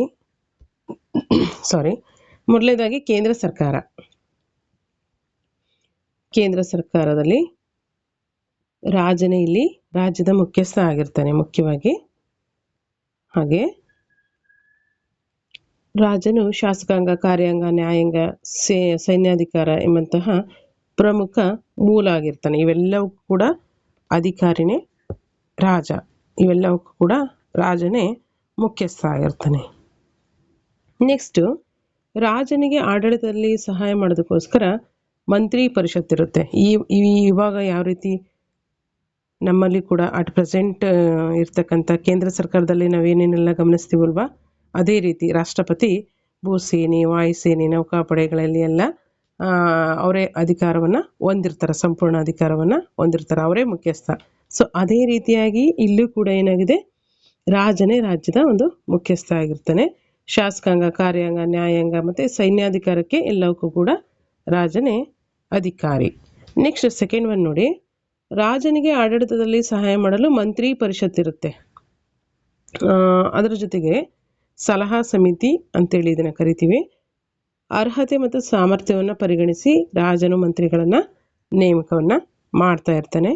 ಹಾಗೆ ಕೇಂದ್ರ ಸರ್ಕಾರದ ಆಡಳಿತದ ವಿಷಯದಲ್ಲಿ 30 ಇಲಾಖೆಗಳಲ್ಲಿ ವಿಭಾಗವನ್ನು ಮಾಡಲಾಗಿರುತ್ತೆ. 30 ಇಲಾಖೆಗಳಾಗಿ ಕೇಂದ್ರ ಸರ್ಕಾರದ ಆಡಳಿತ ವಿಷಯಗಳನ್ನು ವಿಭಾಗಿಸಲಾಗಿರುತ್ತೆ. ಪ್ರತಿಯೊಂದಕ್ಕೂ ಕೂಡ ಒಬ್ಬೊಬ್ಬ ಮೇಲ್ವಿಚಾರಕ ಇರ್ತಾನೆ. ಮೌರ್ಯ ಸಾಮ್ರಾಜ್ಯದಲ್ಲಿ ರಾಜನೇ ಮೇಲ್ಮನವಿಯ ಅತ್ಯುಚ್ಚ ನ್ಯಾಯಾಲಯವಾಗಿರ್ತಾನೆ. ಇಲ್ಲಿ ರಾಜನೇ ಸುಪ್ರೀಂ ಅಂತ ಹೇಳ್ಬೋದು ಅಲ್ವಾ. ಮೌರ್ಯ ಸಾಮ್ರಾಜ್ಯದಲ್ಲಿ ನಾಗರಿಕ ಮೊಕದ್ದಮೆಗಳಿಗೆ ಸಂಬಂಧಿಸಿದಂತೆ ಧರ್ಮಸ್ಥೆಯ, ಈಗಾಗಲೇ ಹಿಂದೆ ಚರ್ಚೆ ಮಾಡಿದ್ದೀವಿ 2 ವಾಕ್ಯದ ಪ್ರಶ್ನೆಗಳಲ್ಲಿ. ಹಾಗೆ ಅಪರಾಧಿ ಮೊಕದ್ದಮೆಗಳಿಗೆ ಸಂಬಂಧಿಸಿದಂತೆ ಕಂಟಕ ಶೋಧನೆ ಎಂಬಂಥ 2 ಬಗೆಯ ನ್ಯಾಯಾಲಯಗಳಿದ್ದನ್ನು ಗಮನಿಸ್ತೀವಿ. ನೆಕ್ಸ್ಟು ಇಲ್ಲಿ ಭೂಕಂದಾಯ ಏನಾಗಿರುತ್ತೆ, ರಾಜ್ಯದ ಮೂಲ ಆದಾಯ ಆಗಿರುತ್ತೆ. ಹಾಗೆ ಈ ಒಂದು ಭೂಕಂದಾಯವನ್ನು ಎಷ್ಟು ಸಂಗ್ರಹ ಮಾಡ್ತಾ ಇದ್ರು ಅಂತಂದರೆ 6/1, 6ರಲ್ಲಿ 1 ಭಾಗವನ್ನು ತೆರಿಗೆಯಾಗಿ ಭೂಕಂದಾಯವನ್ನು ನಿಗದಿ ಮಾಡಲಾಗಿತ್ತು. ಕಂದಾಯವನ್ನು ಹಣ ಅಥವಾ ವಸ್ತು ರೂಪದಲ್ಲಿ ಸಂಗ್ರಹ ಮಾಡಲಾಗಿತ್ತು. ಇದಿಷ್ಟು ಏನಾಗಿತ್ತು, ಕೇಂದ್ರ ಸರ್ಕಾರ, ಮೌರ್ಯರ ಆಡಳಿತದ ಕೇಂದ್ರ ಸರ್ಕಾರದಲ್ಲಿ ಏನೇನು ಕಾರ್ಯಗಳು ನಡೀತಾ ಇತ್ತು ಅನ್ನೋದನ್ನು ಗಮನಿಸ್ತೀವಿ. ನೆಕ್ಸ್ಟು ಪ್ರಾಂತೀಯ ಸರ್ಕಾರ ಅಲ್ವಾ. ಇಲ್ಲಿ ಮೌರ್ಯ ಸಾಮ್ರಾಜ್ಯದಲ್ಲಿ ಮುಖ್ಯವಾಗಿ 5 ಪ್ರಾಂತ್ಯಗಳಾಗಿ ವಿಂಗಡಣೆಯನ್ನು ಮಾಡಿ ಆಳ್ವಿಕೆಯನ್ನು ಮಾಡ್ತಾಯಿದ್ರು. ಅವುಗಳ ಒಂದು ರಾಜಧಾನಿಗಳು ಯಾವ್ಯಾವುದಾಗಿತ್ತು ಅಂತಂದರೆ ಗಿರಿನಾರ್, ತಕ್ಷಶಿಲಾ, ಉಜ್ಜಯಿನಿ, ತೋಸಾಲಿ ಮತ್ತು ಸುವರ್ಣಗಿರಿ. ಇವಿಷ್ಟು 5 ಪ್ರಾಂತ್ಯಗಳ ಪ್ರಮುಖವಾದಂಥ ರಾಜಧಾನಿಗಳಾಗಿತ್ತು. ಪ್ರತಿಯೊಂದು ಪ್ರಾಂತ್ಯವು ಒಬ್ಬೊಬ್ಬ ರಾಜ್ಯಪಾಲನನ್ನು ಹೊಂದಿರ್ತಿತ್ತು. ಅವನ ಒಂದು ರಾಜ್ಯಪಾಲನ ಅಧೀನದಲ್ಲಿ ಈ ಒಂದು ರಾಜಧಾನಿಗಳು ಇರ್ತಾ ಇತ್ತು. ಪ್ರಾಂತ್ಯಗಳನ್ನು ಪುನಃ ವಿಭಾಗಿಸಿ ಸ್ಥಾನಿಕರಿಂದ ಆಳಲ್ಪಡುತ್ತಿದ್ದವು. ಇಲ್ಲಿ ಗ್ರಾಮಿಕ ಹಳ್ಳಿಯ ಮುಖ್ಯಸ್ಥನಾಗಿದ್ದ. ಈ ರೀತಿ ಏನು ಹೈಲೈಟ್ಸ್ ಮಾಡಿ ಇರ್ತಕ್ಕಂಥ ಅಂಶಗಳನ್ನು ನೀವು ಮುಖ್ಯವಾಗಿ ಗಮನಿಸಬೇಕು. ಆ ವರ್ಡ್ಸ್ಗಳನ್ನು ಇವನ್ನೇ ಕೂಡ ನಿಮಗೆ ಪರೀಕ್ಷೆಯಲ್ಲಿ ಕೇಳುವಂಥದ್ದು. ಸೊ ಹಾಗಾಗಿ ಹೈಲೈಟ್ಸ್ ಆಗಿರ್ತಕ್ಕಂಥ ಈ ಒಂದು ಡಬಲ್ ಕೋಟಲ್ಲಿ ಮೆನ್ಷನ್ ಮಾಡಿರ್ತಕ್ಕಂಥ ಪದಗಳನ್ನು ನೀವು ನೀಟಾಗಿ ಅರ್ಥ ಮಾಡ್ಕೊಳ್ಬೇಕಾಗುತ್ತೆ. ಈ ರೀತಿ ನೋಡಿ ಮುಂದೆ. ಗ್ರೀಕ್ ರಾಯಭಾರಿಯಾದಂತಹ ಮೆಗಾಸ್ಥಾನಿಸ್ ಹೇಳುವಂತೆ ನಗರಾಡಳಿತ ಅತ್ಯುತ್ತಮವಾಗಿತ್ತು. ಮೌರ್ಯರ ಸೈನ್ಯ 6 ಲಕ್ಷ ಕಾಲ್ದಳ, 30,000 ಅಶ್ವಪಡೆ, 9,000 ಆನೆಗಳನ್ನು ಹೊಂದಿತ್ತು ಅಂತೇಳಿ ಗ್ರೀಕ್ ರಾಯಭಾರಿಯಾದಂಥ ಮೆಗಾಸ್ಥಾನಿಸ್ ತನ್ನ ಒಂದು ಇಂಡಿಕಾ ಎಂಬಂಥ ಗ್ರಂಥದಲ್ಲಿ ತಿಳಿಸಿರುವಂಥದ್ದು. ಇದಿಷ್ಟು ಮೌರ್ಯರ ಆಡಳಿತ, ಕೇಂದ್ರ ಸರ್ಕಾರ ಮತ್ತು ಪ್ರಾಂತೀಯ ಸರ್ಕಾರ ಆಯಿತು. ಓಕೆ, ನೆಕ್ಸ್ಟ್ 4th ಒಂದು ಕ್ವೆಶನ್ನು ಲಾಂಗ್ ಆನ್ಸರ್ಸಲ್ಲಿ. ಕಲೆ ಮತ್ತು ವಾಸ್ತುಶಿಲ್ಪಕ್ಕೆ ಮೌರ್ಯರ ಕೊಡುಗೆಗಳು ಏನು? Very very important. ಜಾಸ್ತಿ ಕ್ವಶನ್ಸ್ ರೈಸ್ ಆಗೋಂಥ ಒಂದು ಪಾರ್ಟ್ ಯಾವುದಾದ್ರೂ ಇದೆ ಅಂದರೆ ಕಲೆ ಮತ್ತು ವಾಸ್ತುಶಿಲ್ಪ, ಹಾಗೆ ಅವರ ಒಂದು ಸಾಹಿತ್ಯ ಕೊಡುಗೆಗಳು, ಇವುಗಳನ್ನು ನೋಡ್ತಾ ಹೋಗೋಣ. ಇಲ್ಲಿ ಮೌರ್ಯರು ಅನೇಕ ಕಟ್ಟಡಗಳು, ಅರಮನೆಗಳು ಮತ್ತು ಸ್ಮಾರಕಗಳನ್ನು ನಿರ್ಮಿಸಿರೋದನ್ನು ನಾವು ಗಮನಿಸ್ತೀವಿ. ಹಾಗೆ ಈ ಒಂದು ಅಶೋಕನಿಗಿಂತ ಮುಂಚೆ ಅಂದರೆ ಅಶೋಕನಿಗಿಂತ ಮೊದಲು ಏನಾಗಿತ್ತು, ಇಲ್ಲಿ ಕಟ್ಟಡಗಳ ಒಂದು ಯಾವ ರೀತಿ ಕಟ್ತಾಯಿದ್ರು ಅಂದರೆ ಮರಗಳಿಂದ ಕಟ್ತಾಯಿದ್ರು. ಅಶೋಕನು ಮರ ಮತ್ತು ಇಟ್ಟಿಗೆಯ ಬಳಕೆಯನ್ನು ಬಿಟ್ಟು ಕಲ್ಲುಗಳನ್ನು ಬಳಸಿ ಈ ಒಂದು ಕಟ್ಟಡಗಳನ್ನು ನಿರ್ಮಾಣ ಮಾಡೋದಕ್ಕೆ ಆರಂಭ ಮಾಡ್ತಾನೆ. ಅಶೋಕನಿಗಿಂತ ಮೊದಲು ಏನಾಗಿತ್ತು, ಅಶೋಕನಿಗಿಂತ ಮುಂಚೆ ಮರ ಮತ್ತು ಇಟ್ಟಿಗೆಯನ್ನು ಬಳಕೆ ಮಾಡಿ ಕಟ್ಟಡಗಳನ್ನು ನಿರ್ಮಾಣ ಮಾಡ್ತಾಯಿದ್ರು. ಆನಂತರ ಅಶೋಕನ ಕಾಲದಲ್ಲಿ ಏನಾಯಿತು, ಕಲ್ಲುಗಳನ್ನು ಬಳಸಿ ಕಟ್ಟಡಗಳ ನಿರ್ಮಾಣವನ್ನು ಮಾಡೋದನ್ನು ಆರಂಭ ಮಾಡಿದರು. ಸೊ ಹಾಗಾದರೆ ಈ ಒಂದು ಮುಖ್ಯವಾಗಿ ನಾವು ಮೌರ್ಯರ ಕಲೆ ಮತ್ತು ವಾಸ್ತುಶಿಲ್ಪದ ಒಂದು ಕೊಡುಗೆಗಳು ಏನೇನಿದೆ ಅಂತೇಳಿ ಒಂದೊಂದಾಗಿ ನಾವು ಗಮನಿಸ್ತಾ ಹೋಗೋಣ. ನೆಕ್ಸ್ಟ್ ನೋಡಿ, 1ನೇ ಪಾಯಿಂಟು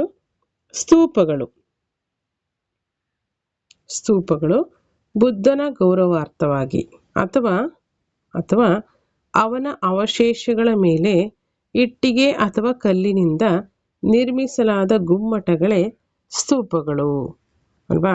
ಬುದ್ಧನ ಗೌರವಾರ್ಥಕವಾಗಿ ಅಥವಾ ಗೌರವಾರ್ಥವಾಗಿ ಅವನ ಅವಶೇಷಗಳ ಮೇಲೆ ಇಟ್ಟಿಗೆ ಅಥವಾ ಕಲ್ಲಿನಿಂದ ನಿರ್ಮಾಣ ಮಾಡಲಾದಂಥ ಗುಮ್ಮಟಗಳೇ ಸ್ತೂಪಗಳು. ನೆಕ್ಸ್ಟು, ಅಶೋಕನು ತನ್ನ ಸಾಮ್ರಾಜ್ಯದಾದ್ಯಂತ ಎಷ್ಟು ಸಾವಿರ ಸ್ತೂಪಗಳನ್ನು ನಿರ್ಮಾಣ ಮಾಡಿದ್ದ? 84,000 ಸ್ತೂಪಗಳನ್ನು ಅಶೋಕನು ತನ್ನ ಒಂದು ಸಾಮ್ರಾಜ್ಯದಾದ್ಯಂತ ನಿರ್ಮಾಣ ಮಾಡಿದ್ದನೆಂದು ನಂಬಲಾಗಿದೆ. ಅವುಗಳಲ್ಲಿ ಪ್ರಸಿದ್ಧವಾದಂಥ ಒಂದು ಸ್ತೂಪ ಯಾವುದು ಅಂದರೆ ಮಧ್ಯಪ್ರದೇಶದ ಸಾಂಚಿ ಸ್ತೂಪ. ಮಧ್ಯಪ್ರದೇಶದ ಸಾಂಚಿ ಸ್ತೂಪ ಅತ್ಯಂತ ದೊಡ್ಡ ಮತ್ತು ಪ್ರಸಿದ್ಧ ಸ್ತೂಪವಾಗಿದೆ. ಇದಿಷ್ಟು ಕಲೆ ಮತ್ತು ವಾಸ್ತುಶಿಲ್ಪಕ್ಕೆ ಸಂಬಂಧಪಟ್ಟಂತೆ ಮೌರ್ಯರ ಪ್ರಮುಖ ಸ್ತೂಪಗಳ ಕೊಡುಗೆ. ನೆಕ್ಸ್ಟ್ ಬಂದು ನೋಡಿ, ಅರಮನೆಗಳು ಈ ಮೌರ್ಯರ ಕಾಲಾವಧಿಯಲ್ಲಿ ಹಲವಾರು ಅರಮನೆಗಳನ್ನು ನಿರ್ಮಾಣ ಮಾಡಲಾಗಿತ್ತು. ಅವುಗಳಲ್ಲಿ ಪಾಟಲಿಪುತ್ರದಲ್ಲಿರ್ತಕ್ಕಂತಹ ಚಂದ್ರಗುಪ್ತ ಮೌರ್ಯನ ಅರಮನೆ ತುಂಬ ಪ್ರಸಿದ್ಧವಾಗಿತ್ತೆಂದು ಚೀನಿ ಯಾತ್ರಿಕನಾದಂಥ ಪಾಹಿಯಾನ್ ಅಭಿಪ್ರಾಯಪಟ್ಟಿದ್ದಾನೆ. ಇವರು ಹಲವಾರು ಅರಮನೆಗಳನ್ನು ನಿರ್ಮಾಣ ಮಾಡಿರ್ಬೋದು, ಬಟ್ ಪಾಟಲಿಪುತ್ರದಲ್ಲಿರ್ತಕ್ಕಂಥ ಚಂದ್ರಗುಪ್ತ ಮೌರ್ಯನ ಅರಮನೆ ಇದೆಯಲ್ಲ, ಅದು ತುಂಬ ಪ್ರಸಿದ್ಧವಾದಂಥ ಅರಮನೆ ಅಂತೇಳಿ ಯಾರು ಹೇಳಿರೋಂಥದ್ದು? ಚೀನಿ ಯಾತ್ರಿಕ ಪಾಹಿಯಾನ್ ಹೇಳಿರ್ತಕ್ಕಂಥದ್ದು. ಇದಿಷ್ಟು ಅರಮನೆಗಳಿಗೆ ಸಂಬಂಧಪಟ್ಟಿದ್ದು. ನೆಕ್ಸ್ಟ್ ಬಂದು ನೋಡಿ, ಗುಹಾಲಯಗಳು. ಬೌದ್ಧ ಸನ್ಯಾಸಿಗಳ ಧ್ಯಾನಕ್ಕಾಗಿ ಧ್ಯಾನ ಮಾಡಲಿಕ್ಕಾಗಿ ಅಶೋಕ ಮಹಾರಾಜನು ಮತ್ತು ಮೊಮ್ಮಗ ದಶರಥ ಗುಹಾಲಯಗಳನ್ನು ನಿರ್ಮಿಸಿದರು. ಇಲ್ಲಿದೆ ಅವು ಗಯಾ ಸಮೀಪ ಬಾರಾಬರ್ ಪರ್ವತಗಳಲ್ಲಿನ ಹಾಗೂ ನಾಗಾರ್ಜುನ ಬೆಟ್ಟಗಳಲ್ಲಿನ ಗುಹೆಗಳು ಈ ಕಾಲಕ್ಕೆ ಸಂಬಂಧಿಸಿವೆ. ಬೌದ್ಧ ಸನ್ಯಾಸಿಗಳ ಒಂದು ಧ್ಯಾನ ಮಾಡೋದ್ರ ಸಲುವಾಗಿ ಅಶೋಕ ಮತ್ತು ಅವನ ಮೊಮ್ಮಗನಾದಂಥ ದಶರಥ ಏನು ಮಾಡ್ತಾರೆ, ಒಂದಷ್ಟು ಗುಹಾಲಯಗಳನ್ನು ನಿರ್ಮಾಣ ಮಾಡ್ತಾರೆ. ಅದರಲ್ಲಿ ಗಯಾ ಸಮೀಪದಲ್ಲಿರ್ತಕ್ಕಂಥ ಬಾರಾಬರ್ ಪರ್ವತಗಳಲ್ಲಿನ ಗುಹಾಲಯಗಳು ಮತ್ತು ನಾಗಾರ್ಜುನ ಬೆಟ್ಟಗಳಲ್ಲಿನ ಗುಹಾಲಯಗಳು ಈ ಒಂದು ಕಾಲಕ್ಕೆ ಸೇರಿದಂಥ ಪ್ರಮುಖ ಗುಹಾಲಯಗಳು ಅಂತೇಳಿ ನಾವು ಗಮನಿಸ್ಬೋದು. ನೆಕ್ಸ್ಟ್ ನೋಡಿ, ಸ್ತಂಭಗಳು. ಅಶೋಕನ ಅಧಿಕಾರಾವಧಿಯಲ್ಲಿ ವಿವಿಧ ವಿನ್ಯಾಸಗಳ ಶಿಲಾಸ್ತಂಭಗಳು ನಿರ್ಮಾಣ ಆದವು. ಅಶೋಕನು 30ಕ್ಕಿಂತ ಹೆಚ್ಚು ಸ್ತಂಭಗಳನ್ನು ನಿರ್ಮಾಣ ಮಾಡಿದನೆಂದು ನಾವು ನಂಬಲಾಗಿದೆ. ಅವುಗಳಲ್ಲೆಲ್ಲ ಪ್ರಮುಖವಾದಂಥ ಒಂದು ಸ್ತಂಭ ಯಾವುದಪ್ಪ ಅಂತಂದರೆ ಸಾರನಾಥ ಸ್ತಂಭ ಪ್ರಮುಖವಾದಂಥ ಒಂದು ಸ್ತಂಭವಾಗಿದೆ. ಇದರ ಒಂದು ಶಿರೋಭಾಗ ಪ್ರಸಿದ್ಧವಾಗಿ ಭಾರತದ ಲಾಂಛನವಾಗಿದೆ ಅಂತೇಳಿ ಗಮನಿಸ್ತೀವಿ. ಸೊ ಇದಿಷ್ಟು ಪ್ರಮುಖವಾಗಿ ಮೌರ್ಯರ ಕಾಲದ ಕಲೆ ಮತ್ತು ವಾಸ್ತುಶಿಲ್ಪಕ್ಕೆ ಅವರ ಒಂದು ಕೊಡುಗೆಗಳಾಗಿದೆ. ನೆಕ್ಸ್ಟ್ ಒಂದು ನೋಡಿ, ಅಶೋಕನ ಜೀವನ ಮತ್ತು ಸಾಧನೆಗಳು. ಸೊ ಈ ವಿಡಿಯೋ ಒಂದು ಸ್ವಲ್ಪ ಲೆಂತಿ ಆಗ್ಬೋದು, ಯಾಕೆಂದರೆ ಲೆಸನ್ ಒಂದು ಸ್ವಲ್ಪ ಹೆಚ್ಚಿನ ಒಂದು ವಿಚಾರಗಳನ್ನ ಹೊಂದಿರೋದ್ರಿಂದ ಈ ವಿಡಿಯೋ ಒಂದು ಸ್ವಲ್ಪ ಲೆಂತಿ ಆಗೋಂಥ ಸಾಧ್ಯತೆ ಇದೆ. ಗಮನಿಸಿ, ಯಾರಿಗೆ ಟೈಮ್ ಇಲ್ಲವೋ ಅವರು 1.5 ಅಥವಾ 2x ಇಟ್ಕೊಂಡು ಫಾಸ್ಟ್ ಸ್ಪೀಡಲ್ಲಿ ನೀವು ಕ್ಲಾಸ್ನ ಕೇಳ್ತಾ ಹೋಗಿ. ಅಶೋಕನ ಜೀವನ ಮತ್ತು ಸಾಧನೆಗಳನ್ನು ವಿವರಿಸಿ. ಅಶೋಕ ಮೌರ್ಯರಲ್ಲಿ ಶ್ರೇಷ್ಠ ಅರಸ, ಹಾಗೆ ಪ್ರಪಂಚದ ಅರಸರುಗಳಲ್ಲೆಲ್ಲ ಒಬ್ಬ ಹೆಸರುವಾಸಿಯಾದಂತಹ ಚಕ್ರವರ್ತಿ ಅಂತೇಳಿ ನಾವು ಅಶೋಕನನ್ನು ಕರಿತೀವಿ ಅಲ್ವಾ. ಅಶೋಕನನ್ನು ಪ್ರಸಿದ್ಧ ಚಕ್ರವರ್ತಿ ಅಂತ ಕರಿತೀವಿ. ಹಾಗೆ ಶಾಸನಗಳಲ್ಲಿ ಅವನನ್ನು ಪ್ರಿಯದರ್ಶಿ ಎಂಬ ಹೆಸರುಗಳಿಂದ ಕರೆಯಲಾಗಿದೆ. ಅಶೋಕನ ಒಂದು ಕಾಲಮಾನ ಎಷ್ಟು? ಸಾಮಾನ್ಯ ಶಕ ಪೂರ್ವ 273ರಿಂದ 232ರವರೆಗೆ ಅಶೋಕನ ಒಂದು ಕಾಲಮಾನ. ಅಲೆಕ್ಸಾಂಡರ್ ದಿ ಗ್ರೇಟ್ ಅಂತ ಗ್ರೀಕರ ಪ್ರಸಿದ್ಧ ಅರಸನನ್ನು ಕರೆದ್ರೆ ಅಲ್ವಾ. ಹಾಗೆ ಅಶೋಕನನ್ನು ಅಶೋಕ ದಿ ಗ್ರೇಟ್ ಅಂತ ಕರಿತೀವಿ ಅಲ್ವಾ. ಪ್ರಾಚೀನ ಕಾಲದಲ್ಲಿ ಅಲೆಕ್ಸಾಂಡರ್ನ ದಿ ಗ್ರೇಟ್ ಅಂತ ಕರೆದ್ರೆ, ಆಧುನಿಕ ಕಾಲದಲ್ಲಿ ಆಧುನಿಕ ಭಾರತದ ಒಂದು ಇತಿಹಾಸ ಘಟ್ಟದಲ್ಲಿ ಅಶೋಕನನ್ನು ದಿ ಗ್ರೇಟ್ ಅಂತ ಕರಿತೀವಿ. ಹಾಗೆ ಮಧ್ಯಕಾಲೀನ ಭಾರತದ ಇತಿಹಾಸದಲ್ಲಿ ಸಂಬಂಧಪಟ್ಟಂತೆ ಅಕ್ಬರ್ನನ್ನು ದಿ ಗ್ರೇಟ್ ಅಂತ ಕರಿತೀವಿ. ಹೀಗೆ ದಿ ಗ್ರೇಟ್ ಪರ್ಸನ್ಸಲ್ಲಿ, ದಿ ಗ್ರೇಟ್ ಚಕ್ರವರ್ತಿಗಳಲ್ಲಿ ಅಶೋಕ ಕೂಡ ಸೇರಿದ್ದಾರೆ ಅಂತೇಳಿ ನಾವು ಹೇಳ್ಬೋದು. ಹಾಗಾಗಿ ಅಶೋಕನು ಒಬ್ಬ ಪ್ರಸಿದ್ಧ ಚಕ್ರವರ್ತಿ ಅಂತೇಳಿ ನಾವು ಗಮನಿಸ್ತೀವಿ. ನೆಕ್ಸ್ಟು ಅಶೋಕನ ಸಾಧನೆಗಳಲ್ಲಿ ಪ್ರಮುಖವಾದಂಥ ಏಕೈಕ ಒಂದು ಯುದ್ಧ ಯಾವುದಿದೆ ಅಂತಂದರೆ ಕಳಿಂಗ ಯುದ್ಧ. ಯಾಕಂತ ವಿಶೇಷತೆ ಏನಿದೆ ಕಳಿಂಗ ಯುದ್ಧದಲ್ಲಿ ನಾವು ಗಮನಿಸ್ತಾ ಹೋಗೋಣ. ಕಳಿಂಗ ಯುದ್ಧ ಅಶೋಕನ ಕಾಲದಲ್ಲಿ ಕಳಿಂಗ ಯುದ್ಧ ಒಂದು ಶಕ್ತಿಶಾಲಿ, ಕಳಿಂಗ ಎಂಬಂಥ ಒಂದು ಸ್ಥಳ ಏನಾಗಿತ್ತು, ಶಕ್ತಿಶಾಲಿಯಾದಂಥ ರಾಜ್ಯ ಆಗಿತ್ತು. ಸೊ ಅಶೋಕ ತನ್ನ ಒಂದು ಸಾರ್ವಭೌಮತ್ವವನ್ನು ಕಳಿಂಗದ ಮೇಲೆ ವಿಸ್ತರಣೆ ಮಾಡಬೇಕನ್ನೋ ಉದ್ದೇಶದಿಂದ ಏನು ಮಾಡ್ತಾನೆ, ಕಳಿಂಗದ ಮೇಲೆ ದಾಳಿಯನ್ನು ಮಾಡ್ತಾನೆ. 13ನೇ ಶಿಲಾಶಾಸನ, 13ನೇ ಬಂಡೆಗಲ್ಲು ಶಾಸನ ಅಶೋಕನ ಕಳಿಂಗ ಯುದ್ಧದ ದಿಗ್ವಿಜಯ ಮತ್ತು ಅದರ ಒಂದು ಪರಿಣಾಮಗಳನ್ನು ಕುರಿತಾಗಿ ಸಂಪೂರ್ಣವಾದ ವಿವರಣೆಯನ್ನು ನಮಗೆ ನೀಡ್ತದೆ. ಕಳಿಂಗ ಯುದ್ಧದಲ್ಲಿ 1,00,000 ಜನ ಪ್ರಾಣ ತೆತ್ತರು ಒಂದು ಅಂದಾಜಿನ ಪ್ರಕಾರ, ಮತ್ತು 1,50,000 ಸೈನಿಕರು ಯುದ್ಧ ಕೈದಿಗಳಾದರು ಅಂತೇಳಿ ನಮಗೆ ಒಂದು ವರದಿಯ ಪ್ರಕಾರ ತಿಳಿದು ಬರುತ್ತದೆ. ಹಾಗೆ ರಕ್ತಪಾತವನ್ನು ಕಂಡಂತಹ ಅಶೋಕ ತುಂಬ ದುಃಖತಪ್ತನಾಗಿ ಭವಿಷ್ಯದಲ್ಲಿ ಯುದ್ಧ ಮಾಡಬಾರದೆಂದು ತೀರ್ಮಾನಿಸಿದ್ದರಿಂದ ಇದೇ ಅಶೋಕನ ಕೊನೆಯ ಯುದ್ಧವಾಗ್ತದೆ. ಯುದ್ಧದ ಪರಿಣಾಮವಾಗಿ ಅಶೋಕ ಏನು ಮಾಡ್ತಾನೆ, ವಿದೇಶಾಂಗ ನೀತಿಯನ್ನು ಸಂಪೂರ್ಣವಾಗಿ ಬದಲಾಯಿಸ್ತಾನೆ. ದಿಗ್ವಿಜಯಗಳ ಬದಲಾಗಿ ಧರ್ಮ ವಿಜಯ ನೀತಿಯನ್ನು ಅಶೋಕ ತನ್ನದಾಗಿಸಿಕೊಂಡನು. ಅನಂತರ ಉಪಗುಪ್ತ ಎಂಬಂತಹ ಬೌದ್ಧ ಸನ್ಯಾಸಿಯ ಪ್ರಭಾವದಿಂದ ಬೌದ್ಧ ಧರ್ಮವನ್ನು ಈತ ಸ್ವೀಕಾರ ಮಾಡ್ತಾನೆ. ಇದಿಷ್ಟು ಅಶೋಕನ ಒಂದು ಸಾಧನೆಗಳಲ್ಲಿ ಪ್ರಮುಖವಾದ ಸಾಧನೆ ಕಳಿಂಗ ಯುದ್ಧವನ್ನು ಮಾಡಿದ್ದು. ಅದರ ಒಂದು ಪರಿಣಾಮದಿಂದ ಆತ ಏನು ಮಾಡ್ತಾನೆ, ಧರ್ಮ ವಿಜಯವನ್ನು ಅನುಸರಿಸ್ತಾನೆ. ಅಂದರೆ ದಿಗ್ವಿಜಯಗಳ ಬದಲಾಗಿ ಧರ್ಮ ವಿಜಯ ಎಂಬಂಥ ನೀತಿಯನ್ನು ಆತ ಅನುಸರಣೆ ಮಾಡ್ತಾನೆ. ಇದು ಮೊದಲನೇ ಪಾಯಿಂಟ್. ಸೆಕೆಂಡ್ ಪಾಯಿಂಟ್ ನೋಡಿ, ಅಶೋಕನ ಶಿಲಾಶಾಸನಗಳಿಂದಲೇ ಅಶೋಕ ತುಂಬ ಪ್ರಖ್ಯಾತಿಯನ್ನು ಪಡೆದಿರ್ತಕ್ಕಂಥದ್ದು ಅಲ್ವಾ. ಹಾಗಾಗಿ ಅಶೋಕನು ಶಿಲಾಶಾಸನಗಳನ್ನು ಹೊರಡಿಸಿದ ಭಾರತದ ಮೊದಲ ಸಾಮ್ರಾಟ ಅಂತ ನಾವು ಕರಿತೀವಿ. ಅವುಗಳು ಇಡೀ ಸಾಮ್ರಾಜ್ಯದ ಉದ್ದಕ್ಕೂ ಕೂಡ ನಮಗೆ ದೊರಕಿವೆ. ಶಿಲಾಶಾಸನಗಳು ಮೌರ್ಯರ ಧರ್ಮ, ಸಮಾಜ, ಆಡಳಿತದ ಮೇಲೆ ಬೆಳಕನ್ನು ಚೆಲ್ಲುವುದರೊಂದಿಗೆ ಅವರ ಆದರ್ಶಗಳು, ಮನೋಭಾವವನ್ನು ತಿಳಿಯಲು ಸಹಿತ ಸಹಾಯವನ್ನು ಮಾಡ್ತವೆ ಅಂತೇಳಿ ನಾವು ಗಮನಿಸ್ಬೋದು. ಹಾಗೆ ಶಿಲಾಶಾಸನಗಳಲ್ಲಿಯ ಭಾಷೆಯು ಪ್ರಾಕೃತ, ಪಾಳಿ ಮತ್ತು ಗ್ರೀಕ್ ಆಗಿದ್ದು ಬ್ರಾಹ್ಮಿ ಮತ್ತು ಖರೋಷ್ಠಿ ಲಿಪಿಗಳನ್ನು ಬಳಸಲಾಗಿದೆ. ಹೆಚ್ಚಾಗಿ ಅಶೋಕನ ಶಿಲಾಶಾಸನಗಳಲ್ಲಿ ಪ್ರಾಕೃತ, ಪಾಳಿ, ಗ್ರೀಕ್ ಭಾಷೆಯನ್ನು ಬಳಕೆ ಮಾಡಲಾಗಿದ್ದು ಲಿಪಿ ಯಾವುದು, ಬ್ರಾಹ್ಮಿ ಮತ್ತು ಖರೋಷ್ಠಿ ಲಿಪಿಯನ್ನು ಬಳಕೆ ಮಾಡಲಾಗಿದೆ.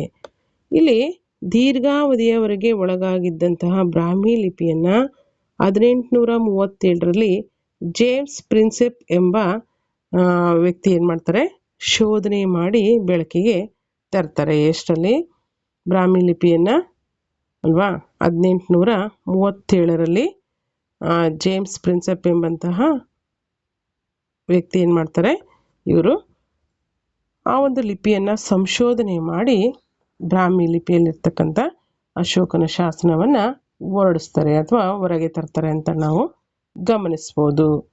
ಹಾಗೆ ನೆಕ್ಸ್ಟ್ ನೋಡಿ, ಕರ್ನಾಟಕದಲ್ಲಿ ಅಶೋಕನ ಶಿಲಾಶಾಸನಗಳು ಕೂಡ ಸಂಶೋಧನೆಗೆ ಒಳಪಟ್ಟಿದೆ.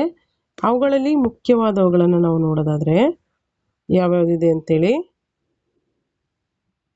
ಮಸ್ಕಿ ಅಲ್ವಾ, ಮಸ್ಕಿಯಲ್ಲಿ ದೊರೆದಂತಹ ಶಾಸನ ಮಸ್ಕಿ, ಗವಿಮಠ, ಪಾಲ್ಕಿಗುಂಡಂ, ಬ್ರಹ್ಮಗಿರಿ, ಸಿದ್ದಾಪುರ, ಜಟಿಂಗರಾಮೇಶ್ವರ, ನಿಟ್ಟೂರು, ಉದಯಗೊಳ್ಳಂ, ಸನ್ನತಿ.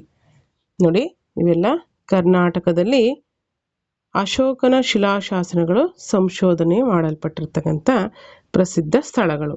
ಮಸ್ಕಿ, ಗವಿಮಠ, ಪಾಲ್ಕಿಗುಂಡಂ, ಬ್ರಹ್ಮಗಿರಿ, ಸಿದ್ದಾಪುರ, ಜಟಿಂಗರಾಮೇಶ್ವರ, ನಿಟ್ಟೂರು, ಉದಯಗೊಳ್ಳಂ ಮತ್ತು ಸನ್ನತಿ. ಇವಿಷ್ಟು ಪ್ರಮುಖ ಅಶೋಕನ ಶಾಸನಗಳು. ವಿಶೇಷವಾಗಿ ಕರ್ನಾಟಕದಲ್ಲಿ ದೊರಕಿರ್ತಕ್ಕಂಥದ್ದು. ನೆಕ್ಸ್ಟ್, ಮಸ್ಕಿ ಮತ್ತು ಕಲ್ಕತ್ತಾ ಶಾಸನಗಳು ಅಶೋಕನನ್ನ ದೇವನಾಂಪ್ರಿಯ ಪ್ರಿಯದರ್ಶಿ ಅಶೋಕ ಎಂದು ಉಲ್ಲೇಖಿಸಿವೆ. ಇದು ಒಮ್ಮೆ ಸುಮಾರು ಸಲ ರಿಪೀಟ್ ಆಗಿರ್ತಕ್ಕಂಥ ಕ್ವಶನ್ ಇದು. ಇದನ್ನು ಗಮನಿಸಿ. ಯಾವ ಶಾಸನಗಳು ದೇವನಾಂಪ್ರಿಯ ಪ್ರಿಯದರ್ಶಿ ಅಶೋಕ ಅಂತೇಳಿ ಅಶೋಕನನ್ನು ಕರೆದಿದೆ, ಯಾವ ಶಾಸನದಲ್ಲಿ ತಿಳಿದು ಬಂದಿದೆ ಅಂತಲೂ ಕೇಳ್ಬೋದು. ಮಸ್ಕಿ ಮತ್ತು ಕಲ್ಕತ್ತಾ ಶಾಸನಗಳು. ಹಾಗೆ ದೇವನಾಂಪ್ರಿಯ ಪ್ರಿಯದರ್ಶಿ ಅಶೋಕ ಎಂಬಂತಹ ನಾಮ ಇರುವುದನ್ನು ಅಥವಾ ಹೆಸರನ್ನು ಒಳಗೊಂಡಿರ್ತಕ್ಕಂಥ ಶಾಸನಗಳು ಯಾವುದು ಅಂತಲೂ ಕೂಡ ಕೇಳ್ಬೋದು. ಇವನ್ನ ಗಮನಿಸಿ. ನೆಕ್ಸ್ಟ್, ಅಶೋಕನ ಬಗ್ಗೆ ನಾವು ಹೇಳೋದಾದ್ರೆ ಅವರ ಒಂದು ಅಶೋಕನ ಧರ್ಮ.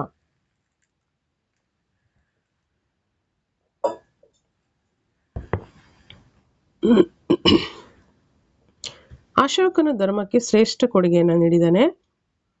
ಅಶೋಕನ ಪ್ರಕಾರ ಧರ್ಮನಿಷ್ಠೆಯು ಈ ಒಂದು ಕೆಳಕಂಡ ಗುಣಗಳನ್ನು ಹೊಂದಿರಬೇಕು ಅಂತ ಹೇಳ್ತಾನೆ. ಹೇಗಿರಬೇಕು ಧರ್ಮನಿಷ್ಠೆ ಹೇಗಿರಬೇಕು ಅಂತಂದರೆ, ಮೊದಲನೇದಾಗಿ ತಂದೆ ತಾಯಿಗಳಿಗೆ ವಿಧೇಯರಾಗಿರಬೇಕು, ಗುರುಗಳಿಗೆ ಗೌರವವನ್ನು ಕೊಡಬೇಕು. ಎರಡನೇದಾಗಿ ಪ್ರತಿಯೊಬ್ಬರು ಸತ್ಯವನ್ನು ನುಡಿಯಬೇಕು. ಮೂರನೇದಾಗಿ ಸೇವಕರು, ಕಿರಿಯರು ಮತ್ತು ಅವಲಂಬಿತರನ್ನು ಪ್ರೀತಿಯಿಂದ ಕಾಣಬೇಕು. ಮಾನವರು ಮತ್ತು ಪ್ರಾಣಿಗಳಿಗೆ ಹಿಂಸೆ ನೀಡಬಾರದು.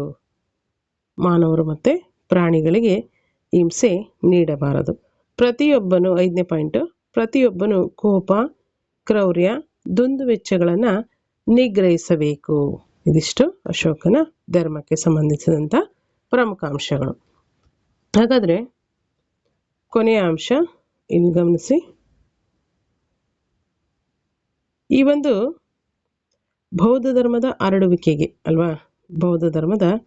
ಹರಡುವಿಕೆಗೆ ಈ ಒಂದು ಅಶೋಕನ ಕ್ರಮಗಳೇನಿತ್ತು, ಏನೇನು ಕ್ರಮಗಳನ್ನು ಬೌದ್ಧ ಧರ್ಮದ ಪ್ರಚಾರಕ್ಕೆ ಅಶೋಕ ಕೈಗೊಂಡ ಅಲ್ವಾ. ಈಗಾಗಲೇ ನಾವು ಒಂದ್ಸಲ ಡಿಸ್ಕಷನ್ ಮಾಡಿ ಆಗಿದೆ. ಶಾರ್ಟಾಗಿ ಒಂದ್ಸಲ ನೋಡ್ಕೊಂಬಿಡಿ. ಅಶೋಕನು ಭಾರತದಲ್ಲಿ ಮಾತ್ರವಲ್ಲದೆ ಭಾರತದ ಹೊರಗೂ ಕೂಡ ಏನು ಮಾಡ್ತಾನೆ, ಬೌದ್ಧ ಧರ್ಮದ ಪ್ರಚಾರಕ್ಕೆ ಕಾರಣಕರ್ತನಾಗ್ತಾನೆ. ಬೌದ್ಧ ಧರ್ಮದ ಪ್ರಚಾರಕ್ಕೆ ಹಲವಾರು ಕ್ರಮಗಳನ್ನು ಕೂಡ ಈತ ಕೈಗೊಳ್ತಾನೆ. ಅವುಗಳಂದರೆ ಬೌದ್ಧ ಧರ್ಮದ ಪವಿತ್ರ ಕ್ಷೇತ್ರಗಳಾದಂಥ ಲುಂಬಿನವನ, ಗಯಾ, ಸಾರನಾಥ, ಕುಶಿನಗರವನ್ನು ಸಂದರ್ಶಿಸ್ತಾನೆ. ಹಾಗೆ ಧರ್ಮಗೋಷ್ಠಿಗಳನ್ನು ಕೂಡ ಏರ್ಪಾಡು ಮಾಡ್ತಾನೆ. ಸೆಕೆಂಡ್ ಪಾಯಿಂಟು, ಸಾಮ್ರಾಜ್ಯದಾದ್ಯಂತ ಅನೇಕ ವಿಹಾರಗಳನ್ನು ನಿರ್ಮಾಣ ಮಾಡ್ತಾನೆ. ಅದರ ಜೊತೆಯಲ್ಲಿ ಅವುಗಳ ದತ್ತಿಗಾಗಿ ಹೆಚ್ಚಿನ ಪ್ರಮಾಣದ ಹಣವನ್ನು ಕೂಡ ಈತ ವ್ಯಯಿಸ್ತಾನೆ. ಮೂರನೇ ಪಾಯಿಂಟು, ಬುದ್ಧನ ತತ್ವಗಳನ್ನು ಬಂಡೆಗಳು, ಸ್ತಂಭಗಳು, ಗುಹೆಗಳ ಮೇಲೆ ಕೂಡ ಕೆತ್ತಿಸಲಾಗುತ್ತೆ. ನಾಲ್ಕನೇದು, ಬೌದ್ಧ ಧರ್ಮದ ಪ್ರಚಾರಕ್ಕಾಗಿ ಧರ್ಮ ಮಹಾಮಾತ್ರರು, ಯುಕ್ತರು, ರುಚಿಕರು ಎಂಬ ಅಧಿಕಾರಿಗಳನ್ನು ಈತ ನೇಮಕವನ್ನು ಮಾಡ್ತಾನೆ. ನೆಕ್ಸ್ಟ್ 5ನೇ ಪಾಯಿಂಟು, ಕ್ರಿಸ್ತ ಪೂರ್ವ 250ರಲ್ಲಿ ಪಾಟಲಿಪುತ್ರದಲ್ಲಿ 3ನೇ ಬೌದ್ಧ ಸಮ್ಮೇಳನವನ್ನು ಏರ್ಪಾಡು ಮಾಡ್ತಾನೆ. ನೆಕ್ಸ್ಟ್ 6th ಪಾಯಿಂಟು, ಬೌದ್ಧ ಧರ್ಮ ಪ್ರಚಾರತೆಗೆ ಅಫ್ಘಾನಿಸ್ತಾನ, ಬರ್ಮಾ, ಶ್ರೀಲಂಕಾ, ಯುರೋಪ್ಗೆ ನಿಯೋಗಗಳನ್ನು ಈತ ಕಳಿಸ್ತಾನೆ. ಹಾಗೆ ಅನೇಕ ಕಲ್ಯಾಣಕಾರಕ ಚಟುವಟಿಕೆಗಳನ್ನು ಕೂಡ ಕೈಗೊಳ್ತಾನೆ. ಬಾವಿಗಳನ್ನು ತೋಡಿಸುವಂಥದ್ದು, ವಿಶ್ರಾಂತಿ ಗೃಹಗಳನ್ನು ಕಟ್ಟಿಸುವಂಥದ್ದು, ರಸ್ತೆಗಳ ಬದಿಗಳಲ್ಲಿ ಹಣ್ಣಿನ ಮರಗಳನ್ನು ನೆಡೆಸುವಂಥದ್ದು, ಹಲವಾರು ಆಸ್ಪತ್ರೆ ಮತ್ತು ಶಾಲೆಗಳನ್ನು ತೆರೆಯುವಂಥದ್ದು. ಈ ರೀತಿ ಸಮಾಜಕ್ಕೆ ಅನುಕೂಲವಾಗಿರ್ತಕ್ಕಂಥ ಸಾಮಾಜಿಕ ಕಾರ್ಯಗಳನ್ನು ಕೂಡ ಈತ ಕೈಗೊಳ್ತಾನೆ. ಸೇವೆ ಮತ್ತು ತ್ಯಾಗ ಇವನ ಒಂದು ಪ್ರಮುಖ ಗುರಿಯಾಗಿರುತ್ತೆ. ಇನ್ನೊಂದು ವೆರಿ ಇಂಪಾರ್ಟೆಂಟ್ ಆಗಿರ್ತಕ್ಕಂಥ ಅಂಶ ಅಂದರೆ, ಅಶೋಕನು ಬೌದ್ಧ ಧರ್ಮವನ್ನು ಪ್ರಚಾರ ಮಾಡೋದಕ್ಕೆ ತನ್ನ ಮಗ ಮಹೇಂದ್ರ ಮತ್ತು ತನ್ನ ಮಗಳು ಸಂಘಮಿತ್ರೆಯೊಂದಿಗೆ ಏನು ಕೊಟ್ಟು ಕಳಿಸ್ತಾನೆ, ಶ್ರೀಲಂಕಾಕ್ಕೆ ಶಾಂತಿ ಸೂಚಕವಾಗಿ ಬೋಧಿ ಗಿಡವನ್ನು ಕೊಟ್ಟು ಕಳಿಸ್ತಾನೆ. ಇದು ಕೂಡ ಬೌದ್ಧ ಧರ್ಮದ ಪ್ರತೀಕ ಅಂತ ಹೇಳ್ಬೋದು. ಬೌದ್ಧ ಧರ್ಮವನ್ನು ಪ್ರಚಾರ ಮಾಡಲಿಕ್ಕೆ ತನ್ನ ಮಗ ಮಹೇಂದ್ರನ ಕೈಲಿ ಶಾಂತಿ ಸೂಚಕವಾಗಿ ಬೋಧಿ ವೃಕ್ಷದ ಗಿಡವನ್ನು ಕಳಿಸ್ತಾನೆ. ಮಗಳಾದಂಥ ಸಂಘಮಿತ್ರೆಯನ್ನು ಕೂಡ ಶ್ರೀಲಂಕಾಕ್ಕೆ ಕಳಿಸಿದನು ಅಂತೇಳಿ ಹೇಳ್ಬೋದು. ಸೊ ಇದಿಷ್ಟು ಮುಖ್ಯವಾದಂತಹ ಅಂಶಗಳಾಗಿತ್ತು. ಯಾವುದು ಪ್ರಮುಖ ಅಂಶ, ಈ ಒಂದು ಮೌರ್ಯರಿಗೆ ಸಂಬಂಧಿಸಿದಂತಹ ಮೌರ್ಯ ಸಾಮ್ರಾಜ್ಯಕ್ಕೆ ಸಂಬಂಧಿಸಿದಂತಹ ಪ್ರಮುಖ ಅಂಶಗಳು ಅಂತೇಳಿ ನಾವು ಗಮನಿಸ್ತೀವಿ. ಸೊ ಸ್ನೇಹಿತರೆ, ಇದು ಒಂದು ಸ್ವಲ್ಪ ಲಾಂಗ್ ವಿಡಿಯೋ ಆಯಿತು, ದಯವಿಟ್ಟು ಕ್ಷಮೆ ಇರಲಿ. ನಿಮಗೆ ಟೈಮ್ ಇಲ್ಲ ಅಂದರೆ 2x ಇಟ್ಕೊಂಡು ಸ್ಪೀಡಲ್ಲಿ ನೀವು ಕ್ಲಾಸ್ನ ನೋಡ್ತಾ ಹೋಗಿ ಅಂತ ಹೇಳ್ತಾ, ಸ್ನೇಹಿತರೆ ಇಲ್ಲಿವರೆಗೂ ಈ ಒಂದು ವಿಡಿಯೋವನ್ನು ವಾಚ್ ಮಾಡಿದಂಥ ಎಲ್ರಿಗೂ ಕೂಡ ತುಂಬ ತುಂಬ ಥ್ಯಾಂಕ್ಸ್ ಅಂತ ಹೇಳ್ತಾ, ಹಾಗೆ ಯಾರೆಲ್ಲ ನನ್ನ ಚಾನಲನ್ನು ಸಬ್ಸ್ಕ್ರೈಬ್ ಆಗಿದ್ದೀರಾ ಎಲ್ರಿಗೂ ಕೂಡ ಅನಂತ ಕೋಟಿ ಧನ್ಯವಾದಗಳು. ಹಾಗೆ ಇನ್ನೂವರೆಗೂ ಯಾರು ಸಬ್ಸ್ಕ್ರೈಬ್ ಆಗದೆ ನೋಡ್ತಾ ಇದ್ದೀರಾ, ಸಬ್ಸ್ಕ್ರೈಬ್ ಆಗಿ ಬೆಲೈಕನ್ ಪ್ರೆಸ್ ಮಾಡಿ. ವಿಡಿಯೋ ಇಷ್ಟ ಆದರೆ ಲೈಕ್ ಮಾಡಿ. ಲೈಕ್ಸ್ ಬರ್ತಾ ಇಲ್ಲ, ವ್ಯೂಸ್ ಆಗ್ತಿದೆ ಬಟ್ ಲೈಕ್ಸ್ ಬರ್ತಾ ಇಲ್ಲ. ದಯವಿಟ್ಟು ವಿಡಿಯೋಗೊಂದು ಲೈಕ್ ಕೊಡಿ, ಶೇರ್ ಮಾಡಿ. ಏನಾದರೂ ಡೌಟ್ಸ್ಗಳಿದ್ರೆ ಕಮೆಂಟ್ಸ್ ಮಾಡಿ. ಹಾಗೆ ಡಿಸ್ಕ್ರಿಪ್ಷನ್ ಬಾಕ್ಸಲ್ಲಿ ಲಿಂಕ್ ಇದೆ, ವಾಟ್ಸಪ್ ಮತ್ತು ಟೆಲಿಗ್ರಾಮ್ ಗ್ರೂಪ್ದು ಲಿಂಕ್ ಇದೆ, ಜಾಯಿನ್ ಆಗಿ. ಏನಾದರೂ ಡೌಟ್ಸ್ಗಳಿದ್ರೆ ನೀವು ನಿಮ್ಗೆ ಅನಿಸಿಕೆ ಅಭಿಪ್ರಾಯಗಳು ಏನಿದ್ರೂ ಕೂಡ ನೀವು ಕಮೆಂಟ್ಸ್ ಮಾಡ್ಬೋದು. ಸೊ ಇಷ್ಟು ಹೇಳ್ತಾ ಈ ವಿಡಿಯೋನ ಇಲ್ಲಿಗೆ ಎಂಡ್ ಮಾಡ್ತಾ ಇದ್ದೀನಿ. ನೆಕ್ಸ್ಟ್ ಒಂದು ಇದೇ 4th ಲೆಸನ್ನು ಕಂಟಿನ್ಯೂ ಆಗುತ್ತೆ. ಇದೇ ರೀತಿ ಈ ವಿಡಿಯೋಗಳು ಮುಂದುವರಿತಾ ಇರುತ್ತೆ. 4.3 ಮೌರ್ಯರ ಬಗ್ಗೆ ಇವತ್ತಿನ ಒಂದು ವಿಡಿಯೋದಲ್ಲಿ ಪರೀಕ್ಷೆಗೆ ಎಷ್ಟು ಬೇಕೋ ಅಷ್ಟು, ಅಂದರೆ CET ಎಕ್ಸಾಮ್ಗಳಿಗೆ ಎಷ್ಟು ಬೇಕೋ ಅಷ್ಟನ್ನು ಡಿಸ್ಕಷನ್ ಮಾಡಿ ಆಗಿದೆ. ನೆಕ್ಸ್ಟ್ ಒಂದು ವಿಡಿಯೋದಲ್ಲಿ ಪಾರ್ಟ್ 7 ವಿಡಿಯೋದಲ್ಲಿ ಕುಶಾನರನ್ನ ಕುರಿತಾಗಿ ನಾವು ಡಿಸ್ಕಷನ್ ಮಾಡೋಣ ಅಂತ ಹೇಳ್ತಾ ಈ ವಿಡಿಯೋನ ಇಲ್ಲಿಗೆ ಎಂಡ್ ಮಾಡ್ತಾ ಇದ್ದೀನಿ. ವಿಡಿಯೋ ವಾಚ್ ಮಾಡಿದಂಥ ಎಲ್ರಿಗೂ ಕೂಡ ತುಂಬ ತುಂಬ ಥ್ಯಾಂಕ್ಸ್. ಜೈ ಹಿಂದ್, ಜೈ ಕರ್ನಾಟಕ ಮಾತೆ.